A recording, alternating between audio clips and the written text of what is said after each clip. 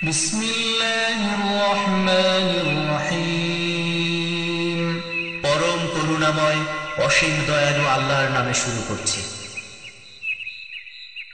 Islamic cultural centre Dammam মহান আল্লাহর অশেষ রহমতে আল কোরআন এবং সহিহ হাদিসের আলোকে সঠিকভাবে ইসলাম ধর্ম শিক্ষা দেওয়া এক অনন্য প্রতিষ্ঠান।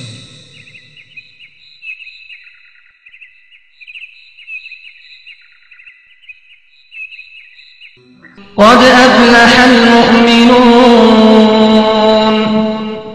الذين هم في صلاتهم خاشعون والذين هم عن اللغو معرضون والذين هم للزكاة فاعلون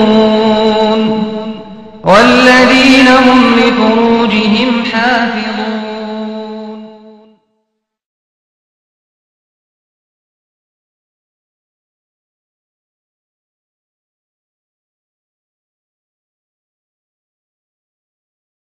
السلام عليكم ورحمة الله وبركاته. الحمد لله رب العالمين والصلاة والسلام على سيد المرسلين نبينا محمد وعلى آله وصحبه أجمعين ومن تبعهم بإحسان إلى يوم الدين. أما بعد فقد قال المؤلف رحمه الله تعالى وعن عائشة رضي الله عنها قالت كان رسول الله صلى الله عليه وسلم يستفتح الصلاة بالتكبير والقراءة بالحمد لله رب العالمين وكان إذا ركع لم يشخص رأسه ولم يصوبه ولكن بين ذلك الحديث. আল্লাহ পাক রব্বুল আলামিনের সমস্ত প্রশংসা যে আল্লাহ পাক আমাদের সৃষ্টি করেছেন, আমাদের হিদায়াত দান করেছেন। আল্লাহ পাক তার লাখ লাখ শুকরিয়া যে তিনি আমাদের হেফাজত করেন সমস্ত অনিষ্ট থেকে। আল্লাহ পাকের কাছে দোয়া করি যে আল্লাহ পাক যে আমাদের বাকি জীবন রেখেছেন তাতে আমাদের জন্য হেফাজত করেন। আর আল্লাহ পাক রব্বুল আলামিন যখন আমাদেরকে নেবেন দুনিয়া থেকে ঈমানের অবস্থায়, আল্লাহ পাক যেন আমাদেরকে দুনিয়া থেকে বিদায় নেওয়ার তৌফিক দান করেন। আমাদের দার্সের বিষয়বস্তু হচ্ছে হাদিস সালাত সম্পর্কে, নবী করিম সাল্লাল্লাহু আলাইহি সাল্লামের সালাত বা নামাজ সম্পর্কে। গত আলোচনায় হাদিসটার তরজমা বা সংক্ষিপ্ত ব্যাখ্যা হয়েছিল, তবে বেশ কিছু মাসাইল তাতে বাকি আছে। এই মাসাইলগুলি আমরা আলোচনার পরে সামনের দিকে বাড়ব। এই হাদিসটি মা আয়েশা রাদিয়াল্লাহু তাআলা আনহা থেকে বর্ণিত, হাদিসটি সহিহ মুসলিমে রয়েছে। যে হাদিসে তিনি বলছেন যে রাসূলুল্লাহ সাল্লাল্লাহু আলাইহি ওয়াসাল্লাম সালাত আরম্ভ করতেন তাকবীর দ্বারা, মানে আল্লাহু আকবার দ্বারা। তাকবীর দিয়ে রাসূলুল্লাহ সাল্লাল্লাহু আলাইহি ওয়াসাল্লামের সালাত শুরু হতো। আল্লাহু আকবার এই বলে নামাজ শুরু করতেন। এটা হচ্ছে তাকবীরে তাহরিমা বা তাকবীরাতুল ইহরাম আরবিতে বলে। তো এই তাকবীর সেটা আল্লাহু আকবার দিয়ে হইতে হবে, অন্য কোনো বাক্য দিয়ে নয়। যেমন অনেকে বলেছেন, বিশেষ করে হানাফি ফিকাতে বলা হয়েছে যে আল্লাহর সাথে কোনো গুণবাচক একটা শব্দ হলেই হলো, আল্লাহু আকবার জরুরি না। আল্লাহু আজাল, আল্লাহু আজিম, আল্লাহু আজম, আল্লাহু কবির, হ্যাঁ, এমনকি তাদের ফার্সি ভাষাতেও এসব কথা তাদের ফিকার প্রত্যেকটি কিতাবে আছে। এগুলো কথা কোনোটাই সহি নয়। এর দ্বারা স্পষ্ট হয় যে ফিকার কিতাব মানুষের জন্য দলিল নয় যে ফিকাতে আছে সেই জন্য মানব, ফিকাতে আছে সেই জন্য আমরা এটা করব। এটা মোটেই জায়েজ নয় যতক্ষণ পর্যন্ত তা যাচাই না করবেন কোরআনে কারীম অথবা রাসূলুল্লাহ সাল্লাল্লাহু আলাইহি ওয়াসাল্লামের হাদিস দ্বারা। নবী সাল্লাল্লাহু আলাইহি ওয়াসাল্লাম কখনো এক রাকাত নামাজ পড়েননি আল্লাহু আকবার ছাড়া অন্য কোনো বাক্য দিয়ে তাকবীর বলে। সুতরাং আল্লাহু আকবার দিয়েই তাকবীর দিতে হবে। তাহলে ফিকার এই ফতোয়া একেবারে ভুল। দুই নম্বর কথা যে রাসূলুল্লাহ সাল্লাল্লাহু আলাইহি ওয়াসাল্লাম কিরাত শুরু করতেন আলহামদুলিল্লাহি রাব্বিল আলামিন দিয়ে, মানে সূরা ফাতিহা দিয়ে। সূরা ফাতিহা দিয়ে রাসূলুল্লাহ সাল্লাল্লাহু আলাইহি ওয়াসাল্লামের কিরাত শুরু হইতো। সূরা ফাতিহা দিয়ে শুরু হইতো, তার মানে বিসমিল্লাহির রহমানির রহিম সূরা ফাতিহার অংশ কিনা এ বিষয়ে ইখতিলাফ যদিও আছে। এই হাদিস স্পষ্ট করে যে বিসমিল্লাহ সূরা ফাতিহার অংশ নয়। কোরআনে কারীমের অংশ, কিন্তু সূরা ফাতিহা আর অংশ নয়। যদি সূরা ফাতিহার অংশ হতো তাহলে সেই আয়াতটিও পড়া আর জোরে পড়া জরুরি হইতো, উচ্চ স্বরে পড়া জরুরি হইতো। বিসমিল্লাহির রহমানির রহিম আলহামদুলিল্লাহি রাব্বিল আলামিন এরকম পড়া জরুরি হইতো। এই মাসলা ইখতিলাফ আছে। ইমাম শাফিঈ রাহমাতুল্লাহ আলাইহির মত যে বিসমিল্লাহ সূরা ফাতিহার অংশ আর বিসমিল্লাহ জোরে পড়তে হবে, এই জন্য শাফিঈ মযহাবের লোকেরা জোরে উচ্চস্বরে বিসমিল্লাহ পড়ে। বাকি অধিকাংশ আইম্মায়ে কেরামদের নিকট আর এই হাদিসটা তার দলিল যে বিসমিল্লাহ আসতে বলবেন, ওর হাদিস আসছে খোলাফায়ে রাশিদিন তারা মনে মনে বিসমিল্লাহ বলতেন আর জোরে আলহামদুলিল্লাহি রাব্বিল আলামিন জাহরি কিরাতে শুরু করতেন।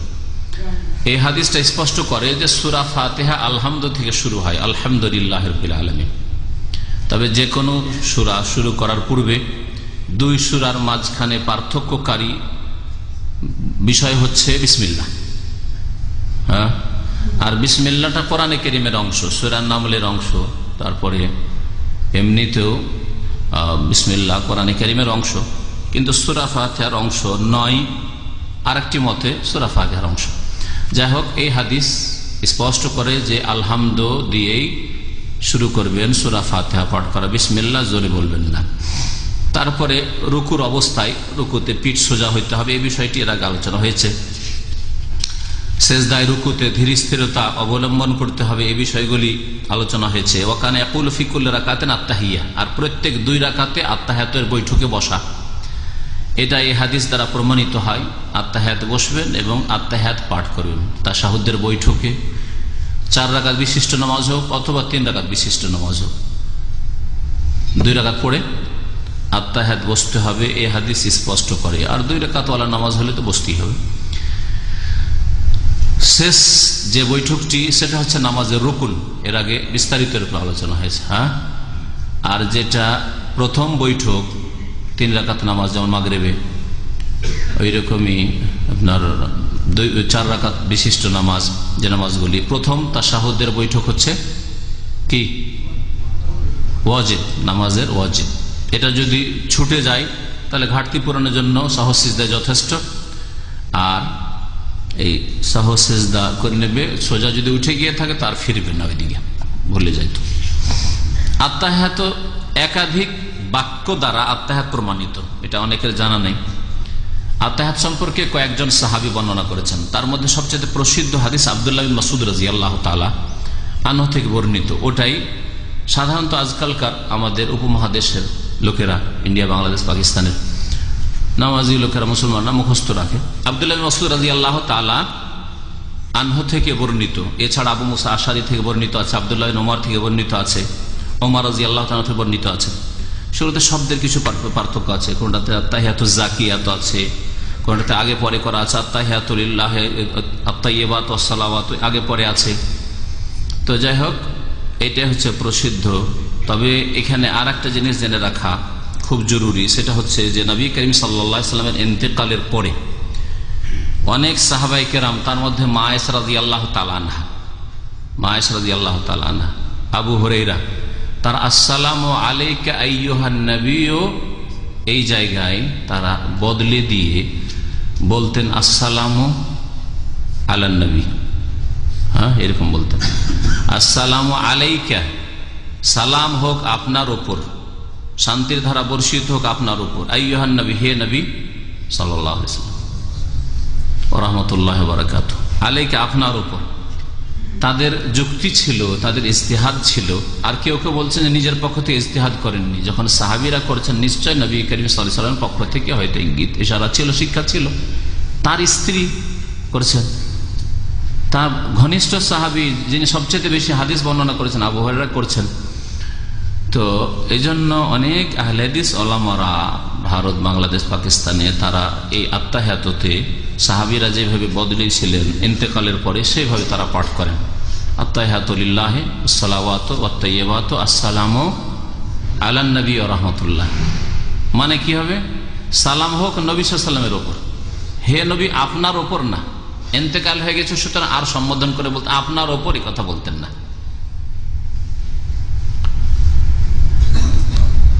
যতদিন বাহায়াত ছিলেন নবী করিম সাল্লাল্লাহু আলাইহি সাল্লাম, নবী সাল্লাল্লাহু আলাইহি সাল্লাম অধিকাংশ সময় মসজিদে নবীতে নামাজ পড়ে আসসালামু আলাইকা আইয়ুহান নবী, হে নবী আপনার ওপর সালাম শান্তির ধারা বর্ষিত, এরকম বলতেন। সুতরাং এইরকম যদি কেউ করে তাহলে একদল বলছেন এটাই বেশি ঠিক, আর এক দল বলছেন যে না, কোনো প্রয়োজন নেই, বদলাবার কোনো প্রয়োজন নেই, বরং আসসালামু আলাইকা আইয়ুহান নবী বললেও কোনো দোষ নেই, আর অনুপস্থিতকে এইভাবে সম্বোধন করা যায়। আসসালামু আলাইকা বললাম, সালাম হোক হে নবী, আর নবী সাল্লাল্লাহু আলাইহি ইন্তেকাল করেছেন, এর মানে এই নয় যে হায়াতুন নবী, নবী বেঁচে আছেন, এটা বুঝাই না। বা নবী হাজির নাজির, যেমন বেরেলুবিদের আকীদা, নবী হাজির, নামাজের মধ্যে হাজির হয়ে গেছেন, সেজন্য আসসালামু আলাইকা আইয়ুহান নবী, হে নবী আপনার উপর সালাম হোক, মানে নবী হাজির, এটাও বুঝাই না। যেমন করে আপনারা চিঠি লিখেন বা মোবাইলে আজকাল মেসেজ লিখছেন, স্ত্রীকে মেসেজ লিখছেন, তাই না? আজকাল চিঠিপত্রের যুগ চলে গেছে, সেজন্য মেসেজ দিয়ে বলছেন। আর চিঠিতে তো সবাই লিখেন সালাম, লিখেন না? চিঠি হোক আর মেসেজই হোক, যদি কোনো মুসলিমকে লিখেন, কি লিখছেন? আসসালামু আলাইকুম রহমতুল্লাহ লিখছেন না? আব্বা কেমন আছেন, ভালো আছেন? আমি ভালো আছি। আর এই মেসেজটা আপনার এখান থেকে 5,000 বা 10,000 কিলোমিটার দূরে যাচ্ছে। কেউ আমেরিকা মেসেজ পাঠাচ্ছেন, কেউ জাপানে মেসেজ পাঠাচ্ছেন, কেউ অস্ট্রেলিয়া পাঠাচ্ছেন, কেউ বাংলাদেশ পাঠাচ্ছেন, কমপক্ষে 5,000 কিলোমিটার, তাই না? তা আপনি 5,000 কিলোমিটার দূরে আপনার বাপকে যদি একটা মেসেজে আসসালামু আলাইকুম লিখতে পারেন, তখন কেন এটা প্রশ্ন জাগে না? আরে বাপ তো 5,000 কিলোমিটার দূরে, মা তো 5,000 কিলোমিটার দূরে, তো আবার আসসালামু আলাইকুম কেন লিখছি? আসসালামু আলাইহা লিখেন মাকে, আসসালামু আলাইহে লিখেন, বা আসসালামু আলা আবি লিখেন, আমার আব্বাকে সালাম বলছি, এরকম লিখেন, করছেন? এর জবাব কি হবে? আপনি কি মনে করেন যে আপনার বাপ মা হাজির নাজির হয়ে গেছে বেরেলভী আকীদা মোতাবেক, তাই আসসালামু আলাইকুম বলে মেসেজ লিখছেন, আপনার সামনে হাজির নাজির হয়ে গেছে নাকি? কখনো না, ঠিক না? তো যেমন আপনার বাপ মাকে চিঠি লিখতে গিয়ে, মেসেজ পাঠাইতে গিয়ে সালামে বলছেন আসসালামু আলাইকুম, ভালো করে শুনে রাখেন, ওই রকমই রাসূলুল্লাহ সাল্লাল্লাহু আলাইহি ওয়াসাল্লামকে সালাম পাঠাচ্ছেন। যদিও নবী করিম সাল্লাল্লাহু আলাইহি ওয়াসাল্লাম দুনিয়া থেকে বিদায় নিয়েছেন, বারজাখী জীবনে চলে গেছেন, দুনিয়ায় তিনি বাহায়াত নন, তার ইন্তেকাল হয়েছে, তারপর আসসালামু আলাইকা আইয়ুহান নবী আপন জায়গায় ঠিক আছে। কেমন করে ঠিক আছে? যেমন করে আপনার মেসেজ পাঠানো ঠিক আছে, চিঠি লেখা ঠিক আছে, মেসেজটা আপনার এই মোবাইলের মাধ্যমে পৌঁছে যাবে, আপনার আব্বার মোবাইলে, তখন সম্বোধন হয়ে গেল। চিঠিটা পোস্ট করলেন, চিঠিটা পোস্টম্যান নিয়ে গিয়ে, পিয়ন নিয়ে গিয়ে আপনার বাড়িতে দিয়ে দিল, আপনার আব্বা পড়লো, আপনার মা পড়লো আসসালামু আলাইকুম, তখন সম্বোধন অ্যাড্রেসটা হয়ে গেল। ঠিক তেমনই নবী করিম সাল্লাল্লাহু আলাইহি ওয়াসাল্লাম বলেছেন, ইন্না লিল্লাহি মালাইকাতান সাইয়াহিন ইউবাল্লিগুনি মিন উম্মতি সালাম, আল্লাহ পাকের অসংখ্য ফেরেশতা সারা পৃথিবীতে ভ্রমণ করেন আর আমার উম্মতের সালামটা আমাকে পৌঁছে দেন। আপনার বাপ মাকে চিঠি পৌঁছাবার জন্য পোস্ট অফিসের পিয়নরা আছে, মেসেজ পৌঁছাবার জন্য এই মোবাইল যোগাযোগ যে আপনার যে নেটওয়ার্ক আছে, ঠিক তেমনি রাসূলুল্লাহ সাল্লাল্লাহু আলাইহি ওয়াসাল্লামকে সালাত সালাম পৌঁছাবার জন্য ফেরেশতা মালায়েকা আছেন, সম্বোধন হয়ে গেল। স্পষ্ট না? সুতরাং এতে বেরেলভীদের দলিল নেই, বা দেওবন্দি আকীদায় যে হায়াতুন নবী, নবী জীবিত, এরও কোনো দলিল নেই যে আসসালামু আলাইকা বলছি সেজন্য নবী হাজির অথবা নবী বেঁচে আছেন, এর কোনো দলিল প্রমাণ নেই। সুতরাং কেউ যদি আত্তাহিয়াতুতে আসসালামু আলাইকা বলে তবুও জায়েজ আছে, আর যদি আসসালামু আলান নবী বলে, যেমন সাহাবায়ে কেরামরা নবী সাল্লাল্লাহু আলাইহি ওয়াসাল্লাম ইন্তেকাল করে বদলে দিয়েছেন, তবুও ঠিক ইনশাআল্লাহ। তারপরে ওই হাদিসে আছে যে নবী করিম সাল্লাল্লাহু আলাইহি ওয়াসাল্লাম প্রথম বৈঠকে বাম পায়ে বসতেন, বাম পা বিছিয়ে, আর ডান পাকে খাড়া করে দিতেন। ওয়াকানা ইয়ানহা আন উকবাতিশ শায়তান, শয়তানের গোড়ালি থেকে নিষেধ করতেন। শয়তানের গোড়ালি এজন্য বলা হয়েছে যে যে কোনো পাপ করাই শয়তান, যে কোনো ভুল করাই শয়তান, সেজন্য বলা হয়েছে। অর্থাৎ পায়ের গোড়ালিকে দাঁড় করে তার উপর বসবেন না, এই ব্যাখ্যাটাই করেছিলাম। এই ব্যাখ্যাটা অনেকেই করেছেন, যেমন গরিবুল হাদিস, অর্থাৎ হাদিসে যেগুলো মুশকিল শব্দ, এর ডিকশনারি আছে বেশ কিছু, তার মধ্যে সবচেয়ে প্রসিদ্ধ হচ্ছে ইবনুল আসিরের নেহায়া, আর নেহায়া ফি গরিবুল হাদিস, তাতে এটাই ব্যাখ্যা করা হয়েছে যে দুই সেজদার মাঝখানে অথবা আত্তাহিয়াতে এইভাবে অশান্তির বসা বসবেন না। একটু বসে দেখেন তাহলে বুঝবেন, কোন আল্লাহর বান্দা বসেন তো, যারা বুঝেন এটাকে, হ্যাঁ আমাদের মহিব বসুন। দুই পা দাঁড় করে এরপর বসা, এতে পায়ে ব্যথা হচ্ছে, কষ্ট হচ্ছে না? এই বসাতে ইতমেনান নেই। তাহলে এই যে বসে আছে সে তাড়াতাড়ি আরেক সিজদা করতে চায়।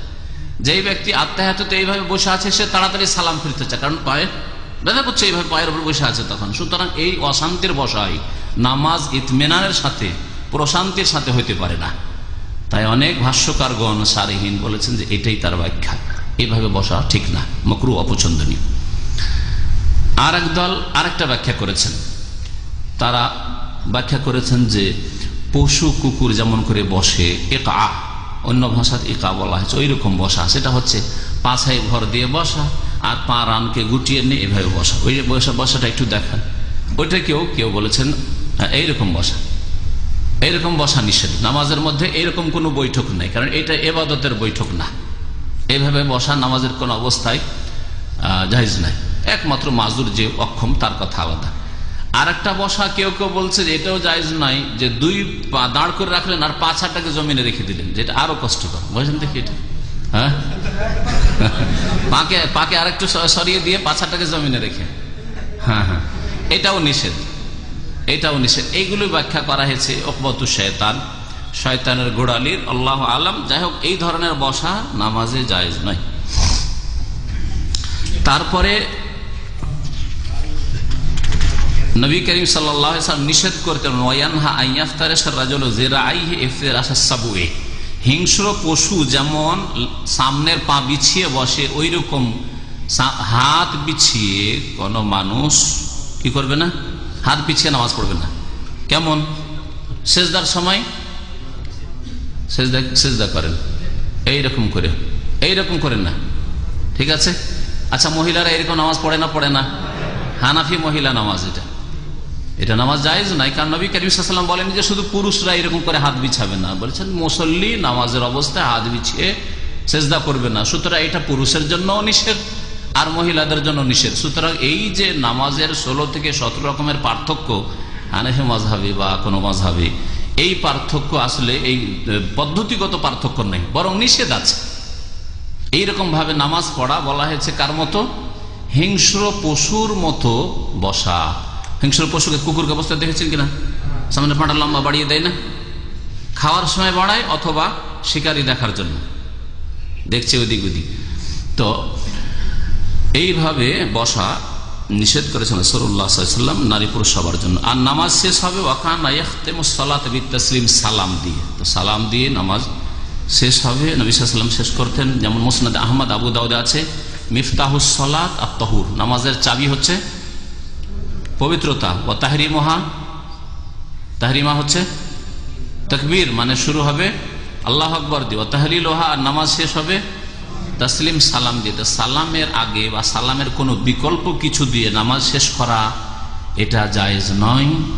এইরকমই ফতোয়া আছে, এর আগে বলেছি হানাফি ফিকাতে, যে নামাজ বিরোধী ইচ্ছা করে কোনো কাজ করে দেন, খরুজ বেসুন এইহি, তাতে নামাজ কমপ্লিট হয়ে যায় তাদের। যে কোনো কাজ করে দেন, ইচ্ছা করে কথা বলে দেন, ইচ্ছা করে একটু মোবাইল রিসিভ করে নেন, ইচ্ছা করলে যাই করেন, ইচ্ছা করে একটা কথা, এমনকি কিছু এমন কথা যেগুলো বলা অপছন্দনীয়। আর এক কথায় নামাজ বিরোধী কিছু কাজ করলেই জেনে শুনে করতে হবে, অনিচ্ছাকৃত করলে হবে না, তাহলে তাদের কাছে নামাজ কমপ্লিট হয়ে যায়। তাহলে সালাম তাদের কাছে জরুরি নয়। আচ্ছা, সালাম দেবেন কাকে, সালাম দেন কাকে? আবার সাধারণ লোকের অনেকে জিজ্ঞাসা করে যে নামাজে সালাম দিচ্ছি কাকে দিই? সালাম দেবেন নাওয়িয়ান আল হাজিরিনা মিনাল মুসাল্লিনা ওয়াল মালায়েকাল মুকাররাবিন, নামাজের অবস্থায় যেসব মুসল্লিরা মসজিদে আছেন তাদের নিয়ত করে, আর যেসব ফেরেশতারা আল্লাহ পাক যাদেরকে পাঠিয়েছেন নামাজের সময় মসজিদে অসংখ্য ফেরেশতারা আছেন, ওই সব ফেরেশতাদের নিয়ত করে আপনি সালাম দেবেন, আসসালামু আলাইকুম ওয়া রাহমাতুল্লাহ। ডান দিকে একবার আসসালামু আলাইকুম ওয়া রাহমাতুল্লাহ। জি, আবু দাউদের হাদিসে ওয়াবারাকাতুহু বাড়তি আছে, সুতরাং কেউ যদি আসসালামু আলাইকুম ওয়া রাহমাতুল্লাহি ওয়া বারাকাতুহু বলে তবুও জায়েজ আছে, কোনো অসুবিধা নেই। এই হচ্ছে আয়েশা রাদিয়াল্লাহু তাআলা আনহার বর্ণিত হাদিস, যাতে নামাজের বেশ কিছু নিয়ম নীতিমালা পদ্ধতি উল্লেখ করা হয়েছে। এবং নবী করিম সাল্লাল্লাহু আলাইহি ওয়াসাল্লামের ওই হাদিসের আমল, যে মালিক বিন হুয়াইরিসকে বলেছেন সাল্লু কামা রাআইতুমুনি ওয়াসাল্লি, তোমরা সালাত আদায় করবে, নামাজ পড়বে যেমন আমাকে নামাজ পড়তে দেখলে। তারপরের হাদিস আব্দুল্লাহ বিন উমর রাদিয়াল্লাহু তাআলা আনহুমা থেকে বর্ণিত, ওয়ান ইবনে উমর রাদিয়াল্লাহু আনহুমা আন্না নবী সাল্লাল্লাহু আলাইহি ওয়াসাল্লাম কানা ইয়ারফাউ ইয়াদাইহি হাযওয়া মানকাবাইহি ইযা ইফতাতাহা আস-সালাতা ওয়া ইযা কাব্বারা লিরুকুই ওয়া ইযা রাফা রাসাহু মিনা রুকুই মুত্তাফাকুন আলাইহি। ওয়া ফি হাদিস আবি হুমাইদ ইনদা আবি দাউদ ইয়ারফাউ ইয়াদাইহি হাত্তা ইউহাযিয়া বিহিমা মানকাবাইহি সুম্মা ইউকাব্বির। ওয়া লিমুসলিমিন আন মালিক বিন হুওয়াইরিস রাদিয়াল্লাহু আনহু নাহু হাদিস ইবনে উমর লাকিন ক্বাল হাত্তা ইউহাযিয়া বিহিমা ফুরুআ উযনাইহি। এই হাদিসটি হচ্ছে রাফুল ইয়াদাইন সম্পর্কে। রাফুল ইয়াদাইন মানে রাফা মানে উঠানো বা উত্তোলন করা, আর ইয়াদাইন মানে দুই হাত, দুই হাত নামাজে উঠানো, সালাত অবস্থায় উঠানো। এটা নবী করিম সাল্লাল্লাহু আলাইহি ওয়াসাল্লামের সুন্নাত, এবং এই সম্পর্কে হাদিসটা আগে দেখা যাক, তারপরে এই সম্পর্কে আইম্মায়ে কেরামদের মতামত কোনটা ঠিক কোনটা ভুল জানবেন পরে।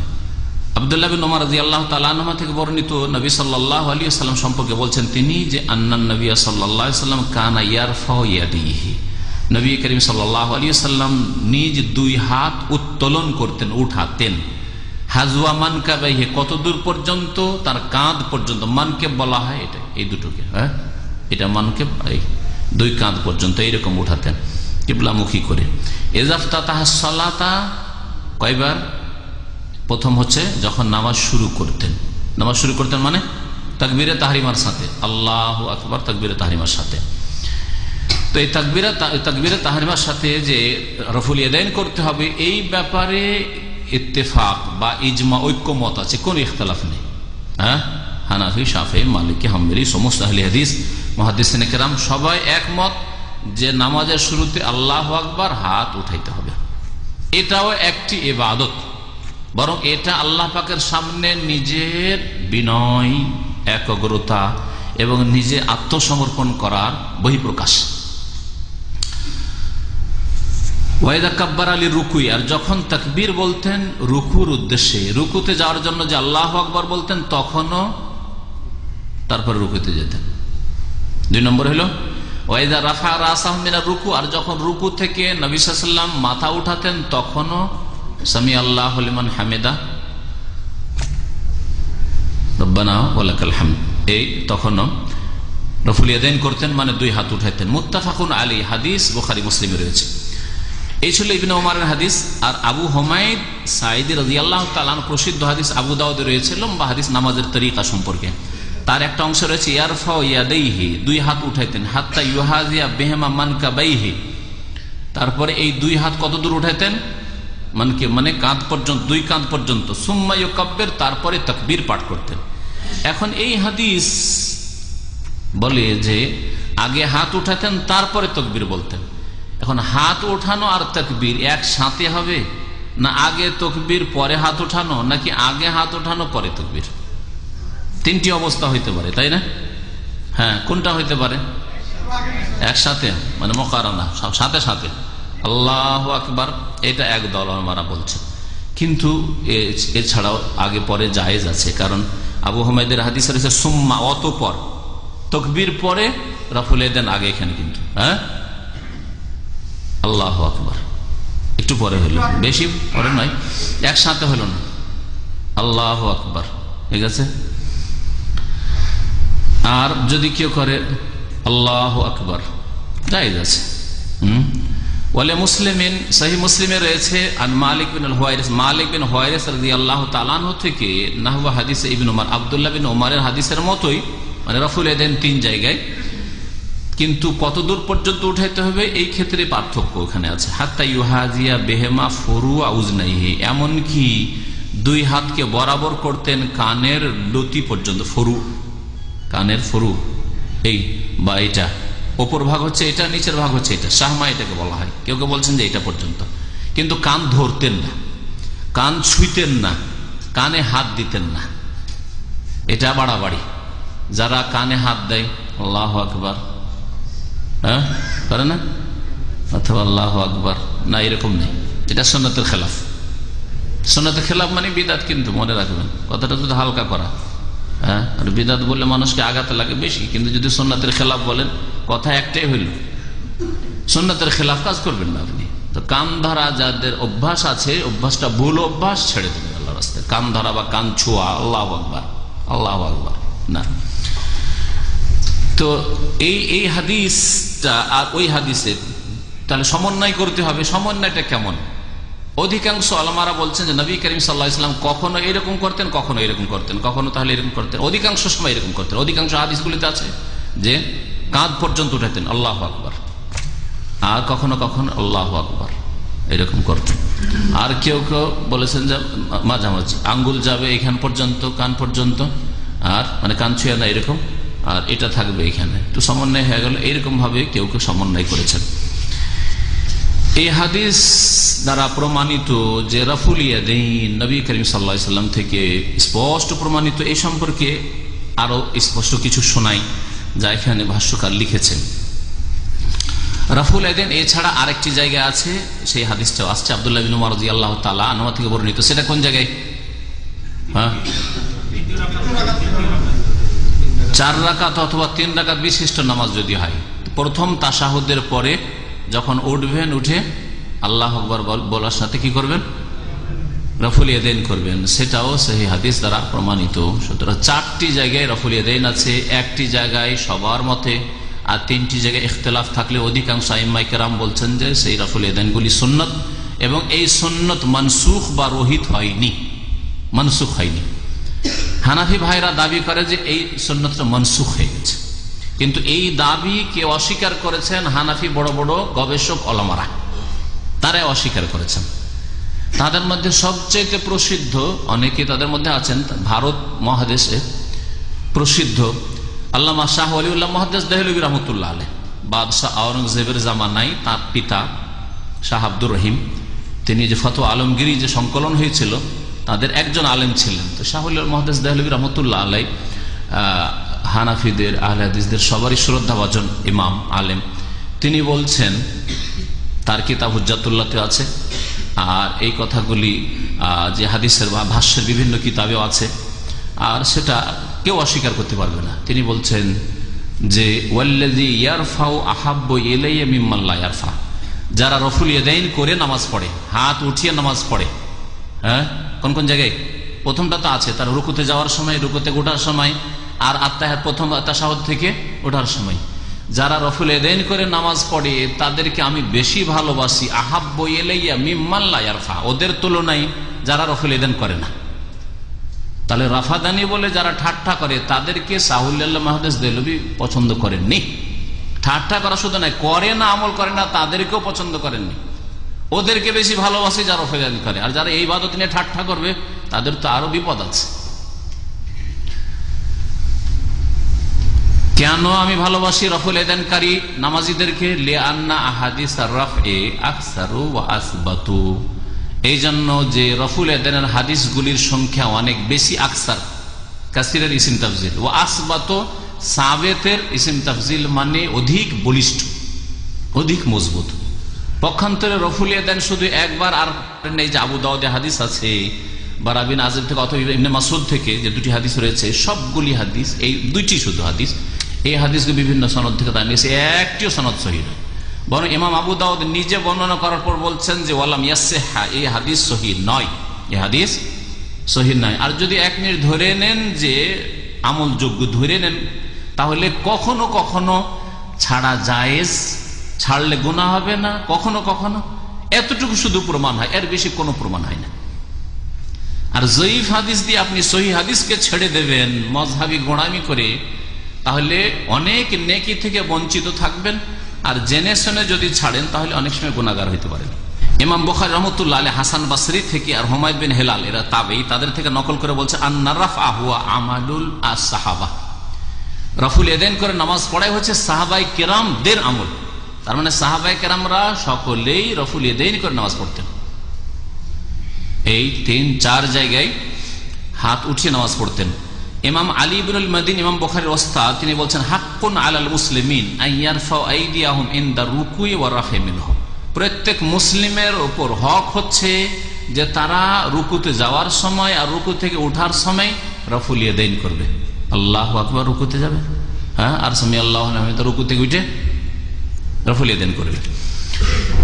ইমাম শেখুল ইসলাম ইবনে তাইমিয়া রাহমাতুল্লাহ আলাইহি বলছেন কি শুনেন, রাফুল আইদি ইনদা রুকুই ওয়া রাফা মিনহু বিমিসলি রাফইহিমা ইনদাল ইস্তিফতাহ মাশরুউন বিইত্তিফাকিল মুসলিমিন। রুকুতে যাওয়ার সময় আর রুকু থেকে ওঠার সময় রাফা ইয়াদাইন করা ওই রকমই মুসলিমদের সর্বসম্মতিক্রমে সুন্নাত, যেমন শুরুতে সুন্নাত তাকবীর তাহরিমার সময় একই রকম সুন্নাত। তবে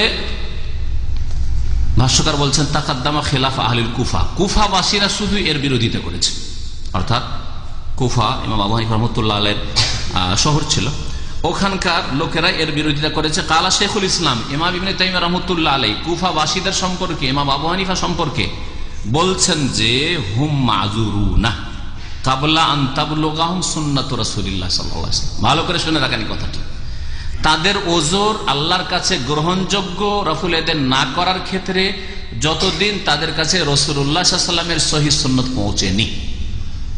ইমাম আবু হানিফা রাহমাতুল্লাহ আলাইহি আল্লাহর কাছে ওজর পেশ করে দিতে পারবেন, তার কাছে রফুল ইয়াদাইনের হাদিস পৌঁছেনি, তার শাগিরদেরা হয়তো পৌঁছেনি তাদের কাছে, কিন্তু হাদিসের কিতাব সংকলন হয়ে গেল বুখারী, মুসলিম, আবু দাউদ, তিরমিজি, নাসাঈ, ইবনে মাজাহ সব কিতাব, আর তারপরে মযহাবি গোড়ামি করে বলছেন না এই হাদিস মানি না, তাহলে একটু জবাব দিতে হবে, জবাব মনসুখ রহিত, জয়ীফ হাদিস দিয়ে সহিহ হাদিস রহিত, অথচ সাহাবায়ে কেরামরা সারা জিন্দেগি আমল করে আসলেন সমস্ত সাহাবায়ে কেরাম, তাহলে তারা আল্লাহর কাছে মাজুর নয়, তারা আল্লাহর কাছে ওজর পেশ করে অব্যাহতি পাবে না।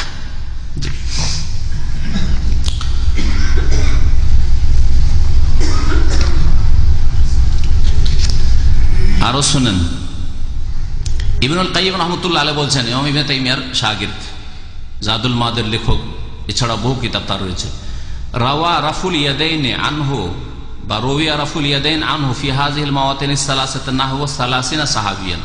রাওয়া বর্ণনা করেছেন রফুল ইয়াদাইনের হাদিস, যে হাত উঠিয়ে নামাজ পড়তে হবে রুকুতে যাওয়ার সময়, রুকু থেকে ওঠার সময়, এই হাদিসগুলি কতজন সাহাবী? নাহওয়া 30 সাহাবিয়ান, 30 জন সাহাবী বর্ণনা করেছেন। ওয়াত্তাফাকা আলা রিওয়ায়াত আল আশারা, এই 30 জনের মধ্যে 10 জন আশারায়ে মুবাশশারা, আবু বকর, ওমর, উসমান, আলী, 4 খলিফা, আরো 6 জন, যাদেরকে আশরায়ে মুবাশশারা বিল জান্নাহ নবী করিম সাল্লাল্লাহু আলাইহি ওয়াসাল্লামের একটি হাদিস, এই হাদিস রয়েছে 10 জন জান্নাতি সুসংবাদ দিয়েছিলেন একসাথে, তারা সকলেই এই হাদিস বর্ণনা করেছেন। ওয়ালাম ইয়াসবুত আনহু খিলাফা যালিকা, এর বিপরীত তাদের থেকে প্রমাণিত নাই।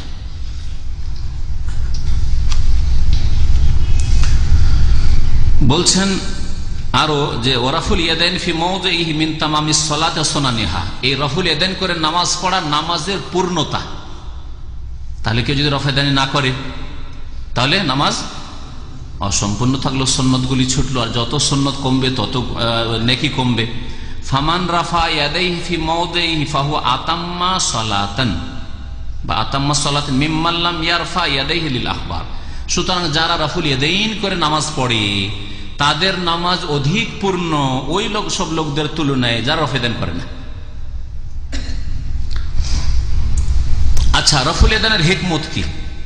রাফুল ইয়াদাইনের হিকমত, বিদাতীদের কাছে হিকমত যে সাহাবায়ে কেরামদের ঈমান এত দুর্বল ছিল যে মুসলিম তো হয়েছে কিন্তু পুতুল ছাড়তে পারে না, বগলে নিয়ে বসে আছে। এগুলো বিদাতীদের কথা, এগুলো মিথ্যুকদের কথা, এগুলো কাযযাব দাজ্জালদের কথা, কোন সহিহ হাদিসে নেই এই কথা, কোন হাদিসে নেই। মিথ্যা রচনা করেছে নিজের মযহাবী গোড়ামির কারণে, যে পুতুলগুলি বগলে নিয়ে নামাজ পড়তো। আরে পুতুল যদি বগলে নামাজ পড়তো একবার করলি তো পড়ে গেছে, তারপর প্রত্যেক রাকাতে কেন? ঠিক না? কত বেকুফি বিদাতীদের, এগুলি বেকুফি। তো হিকমত কি তাহলে? রাফুল ইয়াদাইনের ফায়দা কি বা হিকমত রহস্য কি? বলছেন যে উলামা কেরাম বিভিন্ন মত পোষণ করেছেন। ফাকালু, একদল উলামারা বলেছেন, ফি তাকবীরাতিল ইহরাম রাফু হিজাবিল গাফলাতি আনিল্লাহ ওয়া দুখুলু আলাইহি, প্রথমখানে তাকবীরে তাহরিমাতে রাফুল ইয়াদাইন করলেন, মানে আল্লাহর মাঝে আপনার মাঝে যে পর্দা রয়েছে, গাফিল হয়ে রয়েছেন আল্লাহ থেকে, এই পর্দা দূর করে আপনি আল্লাহর দরবারে দাখিল হয়েছেন। হ্যাঁ, আজকাল দেখেন না অমুসলিমদেরকে, হ্যাঁ, যে নেতাদের সামনে দাখিল হইল প্রণাম সার, হ্যাঁ হ্যাঁ, ছোট আর্মিরা, সেনাবাহিনীর ছোটরা বড়দের সামনে গেলে হ্যাঁ কি মারে, কথা বুঝতে পারছেন? তা আপনারা যদি দুনিয়ার ক্ষেত্রে এই মানে তো রব্বুল আলমিনের দরবারে যাওয়ার জন্য প্রথম প্রবেশ করছেন রফুল ইদেনের মাধ্যমে। ওয়াফি গায়রিহা, আর অন্য অন্য রফুল ইদেনগুলি রুকুতে যাওয়ার সময়, রুকুতে ওঠার সময় 2 রাকাত পড়ে যখন উঠলেন আত্তাহিয়াত পড়ে, তখন এজাম আল্লিল্লাহ, আল্লাহর তাজিম প্রকাশ, আল্লাহর তাজিম অন্তর থেকেও এবং অঙ্গ প্রত্যঙ্গ দিয়ে রফুল ইদের মাধ্যমে আল্লাহর তাজিম যেন আপনি প্রকাশ করছেন। ওয়াকালা বাযুম, কেউ কেউ বলেছে ইন্নাহা ইসতিসলামুন ওয়া ইনকিয়াদুন কাল আসিরের মুস্তাসলিম, এ হচ্ছে আনুগত্য প্রকাশ করা, হ্যাঁ, সারেন্ডার করা, নিজের আনুগত্য প্রকাশ করা। যেমন কোন আসামিকে যখন নিয়ে যাওয়া হয় আনুগত্য প্রকাশ করে, মাথা নিচু করে বিভিন্ন রকম ভাবে, ওই রকম আল্লাহর সামনে যেন আনুগত্য প্রকাশ করছে। ওয়াকালা বাযুম, কেউ কেউ বলেছে যে রফুল ইয়াদাইনের মাধ্যমে নাফিউল কিবরিয়া আন গায়রিল্লাহ, আল্লাহ ছাড়া কিবরিয়া বড়ত্বের অধিকারী আর কেউ নেই। আল্লাহু আকবার মানে আল্লাহ ছাড়া কেউ বড় নেই, আল্লাহর সামনে কারো বড়ত্ব নেই, আমি আল্লাহর অধম অসহায় গোলাম বান্দা। ওয়াকালা বাযুম, কেউ কেউ বলেছেন জিনাতুল লিসসালাহ, রফুল ইয়াদাইন হচ্ছে নামাজের অলংকার, সাজ। আর এই কথাটি আব্দুল্লাহ বিন উমর প্রখ্যাত সাহাবী রাদিয়াল্লাহু তাআলা আনহুমা থেকে বর্ণিত। তাহলে সাহাবীরা বলতেন, যেমন আব্দুল্লাহ বিন উমর থেকে বর্ণিত, ওয়ায়ুরওয়া হাযা আন ইবনে উমর, আব্দুল্লাহ বিন উমর বলতেন যে রফুল ইয়াদাইন করে নামাজ পড়া এটা হচ্ছে নামাজের জিনত। যেমন কাপড় চোপড় আপনার জিনত, তাই না? যতই ফর্সা লোক হন, যদি গায়ে গেঞ্জিটা না থাকে দেখতে ভালো লাগবে না, হ্যাঁ ঠিক কিনা?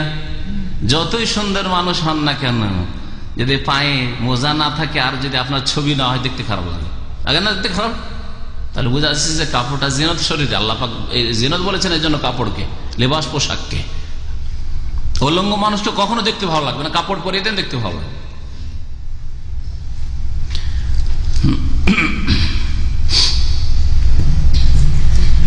ওয়ালা কুল্লিন ফাহু ইত্তিবাউ লিসুন্নাহ, এই সব কথার উপর হচ্ছে যে রফুল ইয়াদাইন করা, রাসূলুল্লাহ সাল্লাল্লাহু আলাইহি ওয়াসাল্লামের সুন্নতের অনুসরণ করা, সুন্নতকে ফলো করা, নবীর তরিকা মোতাবেক জীবন যাপন করে জীবনের প্রত্যেকটি ক্ষেত্রে।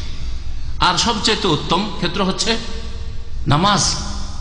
নামাজ এমন একটা ইবাদত, দিনে 5 বার করে, এমন কোন ইবাদত নেই যে দিনে 5 বার করে আল্লাহ পাক ফরজ করেছেন, দিনে 1 বার করে ফরজ করেছেন, এইরকম ইবাদত নেই। যাকাত বছরে 1 বার বা ফসল উঠবে তখন, হ্যাঁ তাই না? রোজা বছরে 1 বার, রমজান মাসে শুধু, হজ জীবনে 1 বার। নামাজ দিনে 1 বার নয়, দিনে 5 বার করে একসাথে ছেড়ে দেওয়া হয়নি যে তোমার ইচ্ছা মতো যখন সুবিধা হয় 17 রাকাত পুরা করে নিও, যে কোনো সময়, এরকম ছেড়ে দেওয়া হয়নি। টাইম বেঁধে দেওয়া হয়েছে, এই টাইম থেকে এই টাইমের মধ্যে তোমাকে জোর করে শেষ করতে হবে, আসরে এর মধ্যে শেষ করতে হয়, মাগরিবের সময় হচ্ছে এই শেষ শুরু, এশা এইভাবে, ফজর এইভাবে। কত সুন্দর ইবাদত। এবং এই নামাজ এমন একটা ইবাদত যে ইবাদতে অন্তরের ইবাদত আছে, বাচনিক ইবাদত, মুখের ইবাদত আছে, আর মাথা থেকে পা পর্যন্ত প্রত্যেকটা অঙ্গ এই ইবাদত বন্দেগীতে অংশ নিয়ে থাকে। এর চাইতে সুন্দর ইবাদত নেই, মনে রাখবেন।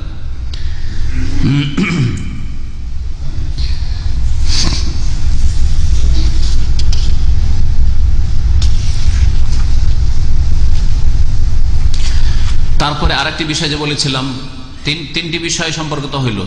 চতুর্থ জায়গায় যে রফুল ইয়াদাইন আছে, তাই না? এই হাদিসটা শুনে নেন, সহিহ বুখারীতে হাদিস রয়েছে আব্দুল্লাহ বিন উমর রাদিয়াল্লাহু তাআলা আনহু থেকে, কানা রাসূলুল্লাহ সাল্লাল্লাহু আলাইহি ওয়াসাল্লাম ইযা কামা মিনার রাকাতাইনি রাফা ইয়াদাইহি হাত্তা ইউহাযিয়া বিহিমা মানকাবিহি কামা কানা ইয়াসনাউ ইনদা ইফতিতাহিস সালাতি। আব্দুল্লাহ বিন উমর সাহাবী, প্রখ্যাত সাহাবী, যাকে সাহাবায়ে কেরামরা উমর রাদিয়াল্লাহু তাআলা আনহুর পরে খলিফা করতে চেয়েছিলেন, কিন্তু উমর রাদিয়াল্লাহু তাআলা আনহু সতর্কতামূলক, যতই যোগ্য হোক না কেন আমার ছেলে, লোকেরা বলবে যে আচ্ছা উমর মারা গেছে না, সেই জন্য মনে হয় ইশারা ইঙ্গিত কিছু কলা কৌশল করে গেছে, না, তোমরা আমার পরে খলিফা বাছাই করবে, মনোনীত করবে, কিন্তু আমার ছেলের তাতে কোনো অধিকার নেই, আমি ওর রাস্তায় বন্ধ করে দিয়ে গেলাম। আমার ছেলেকে বাদ দিয়ে অন্য কাউকে খলিফা তোমার নির্বাচন করবে। আছে আজকাল কোন নেতা, হ্যাঁ, যে ঠিক আছে প্রধানমন্ত্রী রাষ্ট্রপতি হবে, কিন্তু আমার ছেলেদের নাই, আমার ভাই বোন না, অন্য কোন যোগ্য লোক দেখি আছে? হ্যাঁ জি, কারণ তাদের এই লোভ ছিল না যে নেতৃত্বে গেলে গাড়ি বাড়ি নারী করব, হ্যাঁ, আর দুনিয়ার অনেক কিছু করেন। মানে আজকাল তো এই চিন্তা যে 5টা বছর আসতে পারলেই তো কাজ হয়ে গেল। আরে চেয়ারম্যান হলেই তো পয়সার অভাব থাকবে না, আর এমপি আর মিনিস্টার হয়ে যেতে পারলে তো বলারই কিছু নেই। তো বলছেন যে রাসূলুল্লাহ সাল্লাল্লাহু আলাইহি ওয়াসাল্লাম ইযা কামা মিনার রাকাতাইন, যখন 2 রাকাত পড়ে দাঁড়াতেন, 2 রাকাত পড়লে আত্তাহিয়াত বসতে হবে, 2 রাকাত পড়ে যখন দাঁড়াতেন, রাফা ইয়াদাইহি, 2 হাত উঠাইতেন, হাত্তা ইউহাজিয়া বিহিমা মানকাবি, কাঁধ পর্যন্ত উঠাইতেন। কামা কানা ইয়াসনাউ ইনদা ইফতিতাহিস সালাত, যেমন করতেন নামাজের শুরুতে তাকবীরে তাহরিমার সময়। তাকবীরে তাহরিমার সময় যখন আল্লাহু আকবার, তেমনি 2 রাকাত পড়ে উঠে রাফুল ইয়াদাইন করতেন নবী করিম সাল্লাল্লাহু আলাইহি ওয়াসাল্লাম। এটা হচ্ছে সুন্নাত।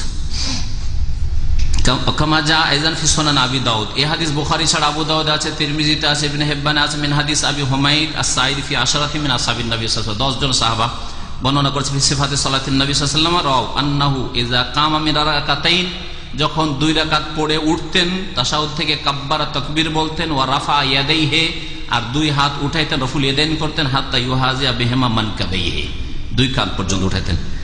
কাল আল খাত্তাবী, ইমাম খাত্তাবী রাহমাতুল্লাহ আলাইহি বলছেন, আবু দাউদের ভাষ্যকার তিনি, মাআলিমুস সুনান নামে তার শারহ একটি রয়েছে আবু দাউদের, তিনি বলছেন হুয়া হাদিসুন সহিহ, এই হাদিসটি হাদিস সহিহ।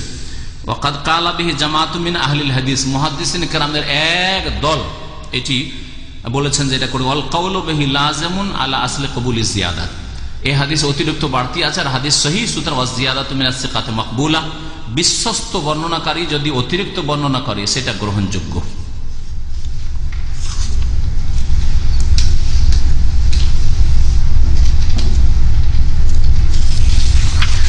আশা করি রাফুল ইয়াদাইন সম্পর্কে কথাবার্তা স্পষ্ট। ওয়ান ওয়াইল ইবনে হুজর রাদিয়াল্লাহু আনহু قال صليت مع النبي صلى الله عليه وسلم فوضع يده اليمنى على يده اليسرى على صدره, ওয়াইল ইবনে হুজর রাদিয়াল্লাহু তাআলা আনহু থেকে বর্ণিত, তিনি বলছেন যে আমি নবী করিম সাল্লাল্লাহু আলাইহি ওয়াসাল্লামের সাথে সালাত আদায় করেছি। ফাওয়াযা ইয়াদাহুল ইয়ুমনা আলা ইয়াদিহিল ইউসরা, অতঃপর নবী সাল্লাল্লাহু আলাইহি ওয়াসাল্লাম তার ডান হাত রেখেছেন বাম হাতের উপর, আলা সাদরিহি রেখে সিনার উপর রেখেছেন। ডান হাত কোথায় রেখেছেন? আলা ইয়াদিহিল ইউসরা, বাম হাতের উপর রেখে, আলা সাদরিহি, সাদর মানে বুকের, সাদর মানে সিনা। বুক কোথা থেকে কোথায় যায়? হ্যাঁ, শুধু এই জায়গাটায় বুক, বুক এই যে হাড্ডিটা আছে পেটের ওপরে, এখান থেকে শুরু করে এখান পর্যন্ত, এটা হচ্ছে বুক। সুতরাং এর মধ্যে যদি এই দিকেও রাখে কেউ তাহলে বুক হলো। হ্যাঁ, মানে নাভির ওপরে, কিন্তু পেটের ওপর না। অনেকে বলে নাভির ওপর আর পেটের ওপর বেঁধে থাকে, পেটের ওপরে যে হাড্ডির নিচে নেমে গেল তার বুকের ওপর হইল না। তাহলে বুকের ওপর মানে সর্বনিম্ন বুকের ওপর হচ্ছে এখানে, হ্যাঁ, আর বুকের ওপর হচ্ছে এইখানে, আর এইখানে উঠাবেন না, এটা না, এটা হচ্ছে নাহার, এই জায়গাটা না। হ্যাঁ, তো বুকের ওপর হাদিস পেয়ে গেলেন। তাহলে এই হাদিসটি কোথায় আছে? আখরাজাহু ইবনে খুজাইমা, ইমাম ইবনে খুজাইমার কিতাব আছে, সেই কিতাবের নাম আছে সহিহ ইবনে খুজাইমা। ইমাম ইবনে খুজাইমার মতে এই কিতাবে যতগুলি হাদিস আছে সহিহ। এই হাদিসের সনদ সহিহ। রাহু আহমদ, হাদিসটি মুসনাদ আহমদে আছে। রাহু মুসলিমুন বিদুন আলা সাদরিহি, মুসলিমেও এই হাদিসটি আছে কিন্তু সাদরিহি শব্দটা নেই। তাতে আছে যে নবী করিম সাল্লাল্লাহু আলাইহি ওয়াসাল্লামের সাথে আমি নামাজ পড়লাম, ওয়াইল বিন হুজর বলছেন, আর তিনি ডান হাতকে বাম হাতের ওপর রাখলেন। তাহলে হাত রাখা, হাতের ওপর হাত রাখা, এটা প্রমাণিত হয়। এতে কমপক্ষে কার খণ্ডন আছে? মালিকিদের, যারা হাত ঝুলিয়ে নামাজ পড়ে, আফ্রিকানরা, অধিকাংশ মালিকি আফ্রিকানরা, এরা হাত ঝুলিয়ে নামাজ পড়ে, হাত ছেড়ে। তো হাত ছেড়ে নামাজ পড়া কোনো হাদিসে নেই। আমাদের দেশের কোন এক বক্তা বলতে গিয়ে বলছে, মানে তাদের কাছে সবটাই ঠিক, বলছে যে এটাও ঠিক, ওইটাও ঠিক, ওইটাও ঠিক, আর খামাখা একটা মিথ্যা রচনা যে নবী সাল্লাল্লাহু আলাইহি ওয়াসাল্লাম কখনো হাত ছেড়ে পড়েছেন, আর কখনো নাভির নিচে পড়েছেন, আর কখনো বুকের উপর পড়েছেন, যাতে করে সবাই রাজি থাকে আর ভোটটা আমাদের খাতায় আসে। এইভাবে কখনো ভোট আসবে না, আর ভোটের মাধ্যমে কখনো ইসলাম প্রতিষ্ঠা করা যাবে না, আর কখনো ইসলামী আইনের বাস্তবায়ন করা সম্ভব হবে না। এইটা তরিকা সালাফে সালেহের ছিল না। সুতরাং এই পন্থাটা বাদ দেন। সহিহ হাদিসের নেই বলে দেন, সহিহ হাদিসে নেই। জয়ীফ হাদিসে বলেন জয়ীফ, দুর্বল। হাত ছেড়ে নামাজ পড়া কোনো হাদিসে নেই। নাভির নিচের হাদিস জয়ীফ, দুর্বল আসছে, আমি ওই হাদিসটা সম্পর্কে বলবো আপনাদের। নাভির নিচে হাত বানা, এটা জয়ীফ হাদিস, দুর্বল হাদিস, সর্বসম্মতিক্রমে জয়ীফ, কেউ এটাকে সহি বলেনি, হাসানও বলেনি। আর বুকের উপরে হাত বাঁধার হাদিস হচ্ছে সহি। আর একটি হাদিস শুধু না, এছাড়াও হাদিস রয়েছে যা হয়তো আপনাদেরকে শোনাবো। যেমন মুসনাদ আহমদে বুখারীতে সাহাল বিন সাদ রাদিয়াল্লাহু তাআলা আনহু থেকে বর্ণিত রয়েছে, কানান নাসু ইউমারুনা, লোকদেরকে মানে সাহাবায়ে কেরামদেরকে নির্দেশ দেওয়া হইতো, আইয়াযা আর-রাজুলু আল-ইয়াদাল ইয়ুমনা আলা যিরাইহিল ইউসরা ফিস সালাতে, যে মানুষ যেন নিজের ডান হাতকে বাম জেরার উপর রাখে, বাম বাহুর উপর, জেরা ফিস সালাতে, নামাজের মধ্যে। তো ডান হাত রাখবে বাম বাহুর উপর। আর আগের হাদিসটা ছিল যে ডান হাতকে বাম হাতের উপর। হাত কত দূর পর্যন্ত বলা? এক হাত হচ্ছে ব্যাপক অর্থে হাত, এইখান থেকে শুরু করে এখান পর্যন্ত পুরোটাই হাত, ঠিক কিনা? এটাকে হাত বলা হয়, ঠিক না? যদি কেউ বলে যে ভাই অমুক লোকটা দেখলাম হাত নেই, এটা হইতে পারে হাত এতটুকু নেই, আবার এতটুকু নেই, এটা হইতে পারে, হ্যাঁ, আবার এতটুকু হইতে পারে যে হাতই নেই, ঠিক কিনা? তাহলে পুরোটাই হাত। আর আবার হাতের ভাগ আছে, হ্যাঁ, এটা হচ্ছে জেরা, বাহু, জেরা এটা। তো আগের হাদিসটা বলে যে ডান হাতকে বাম হাতের উপর রেখেছেন, এই জন্য যদি এরকম কেউ রাখে, এটা হাত, এটা হাত, এরকম রাখে তো চলবে এই হাদিসের আলোকে। আর আরেক হাদিসে রয়েছে যে এইভাবে রাখতেন, এইখানকার কিছু অংশ রুস মানে এই যে জোরটা, কবজি যেটাকে বলা হয়, কবজি ও সাইদ, আর এই যে সাইদ, এটা এইভাবে রাখতেন, এইভাবে রাখতেন। আর এই হাদিসটাই আছে, সাহাল বিন সাদের হাদিস আছে যে ডান হাতকে রাখতেন বাম বাহুর উপর, এটা হচ্ছে বাহু, তাহলে ডান হাতকে এই হাতকে রাখতেন এখানে, হ্যাঁ, বুঝছেন? সবগুলি জায়েজ আছে, কারণ হাদিস সবগুলি সহি, এটাও সহি বুখারীর হাদিস। ইমাম হাফেজ রহমতুল্লাহ আলাইহি বলছেন যে সাহাল বিন সাদের হাদিস যে লোকদেরকে নির্দেশ দেওয়া হইতো, এটা মারফু হাদিস, হুকমান মারফু, লোকদেরকে নির্দেশ দেওয়া হইতো। সাহাবায়ে কেরামদের জামানায় তো কে নির্দেশ দিতেন? রাসূলুল্লাহ সাল্লাল্লাহু আলাইহি ওয়াসাল্লাম। রাসূলুল্লাহ যখন নির্দেশ দিতেন তো হাদিস মারফু মানে রাসূলুল্লাহ সাল্লাল্লাহু আলাইহি ওয়াসাল্লামের যেন বক্তব্য এটা। মুসনাদ আহমদে আর আবু দাউদে যে হাদিসটি আলী রাদিয়াল্লাহু তাআলা আনহু থেকে রয়েছে, এর বিপরীত হাদিস, সেটা হচ্ছে আলী রাদিয়াল্লাহু তাআলা বলছেন, মিনাস সুন্নতি, সুন্নত হচ্ছে ওয়াজুল কাফে আলাল কাফে তাহতা সুররা, কাফ হচ্ছে এটা, তো হাতের উপর হাত রাখা, কাফের উপর কাফ রাখা, তাহতা সুররা, সুররা মানে নাভি, নাভির নিচে, এই হাদিস। ওয়ালাকিন কালাল উলামা আন হাযাল আসার, প্রথম কথা এটা বলছেন আলী রাদিয়াল্লাহু তাআলা, তাই না? আলী রাদিয়াল্লাহু তাআলা বলছেন ইন্নাহু হাদিসুন যায়ীফ, এই হাদিস সম্পর্কে ওলামারা বলছেন হাদিসটা হচ্ছে যায়ীফ, দুর্বল হাদিস। কেন দুর্বল?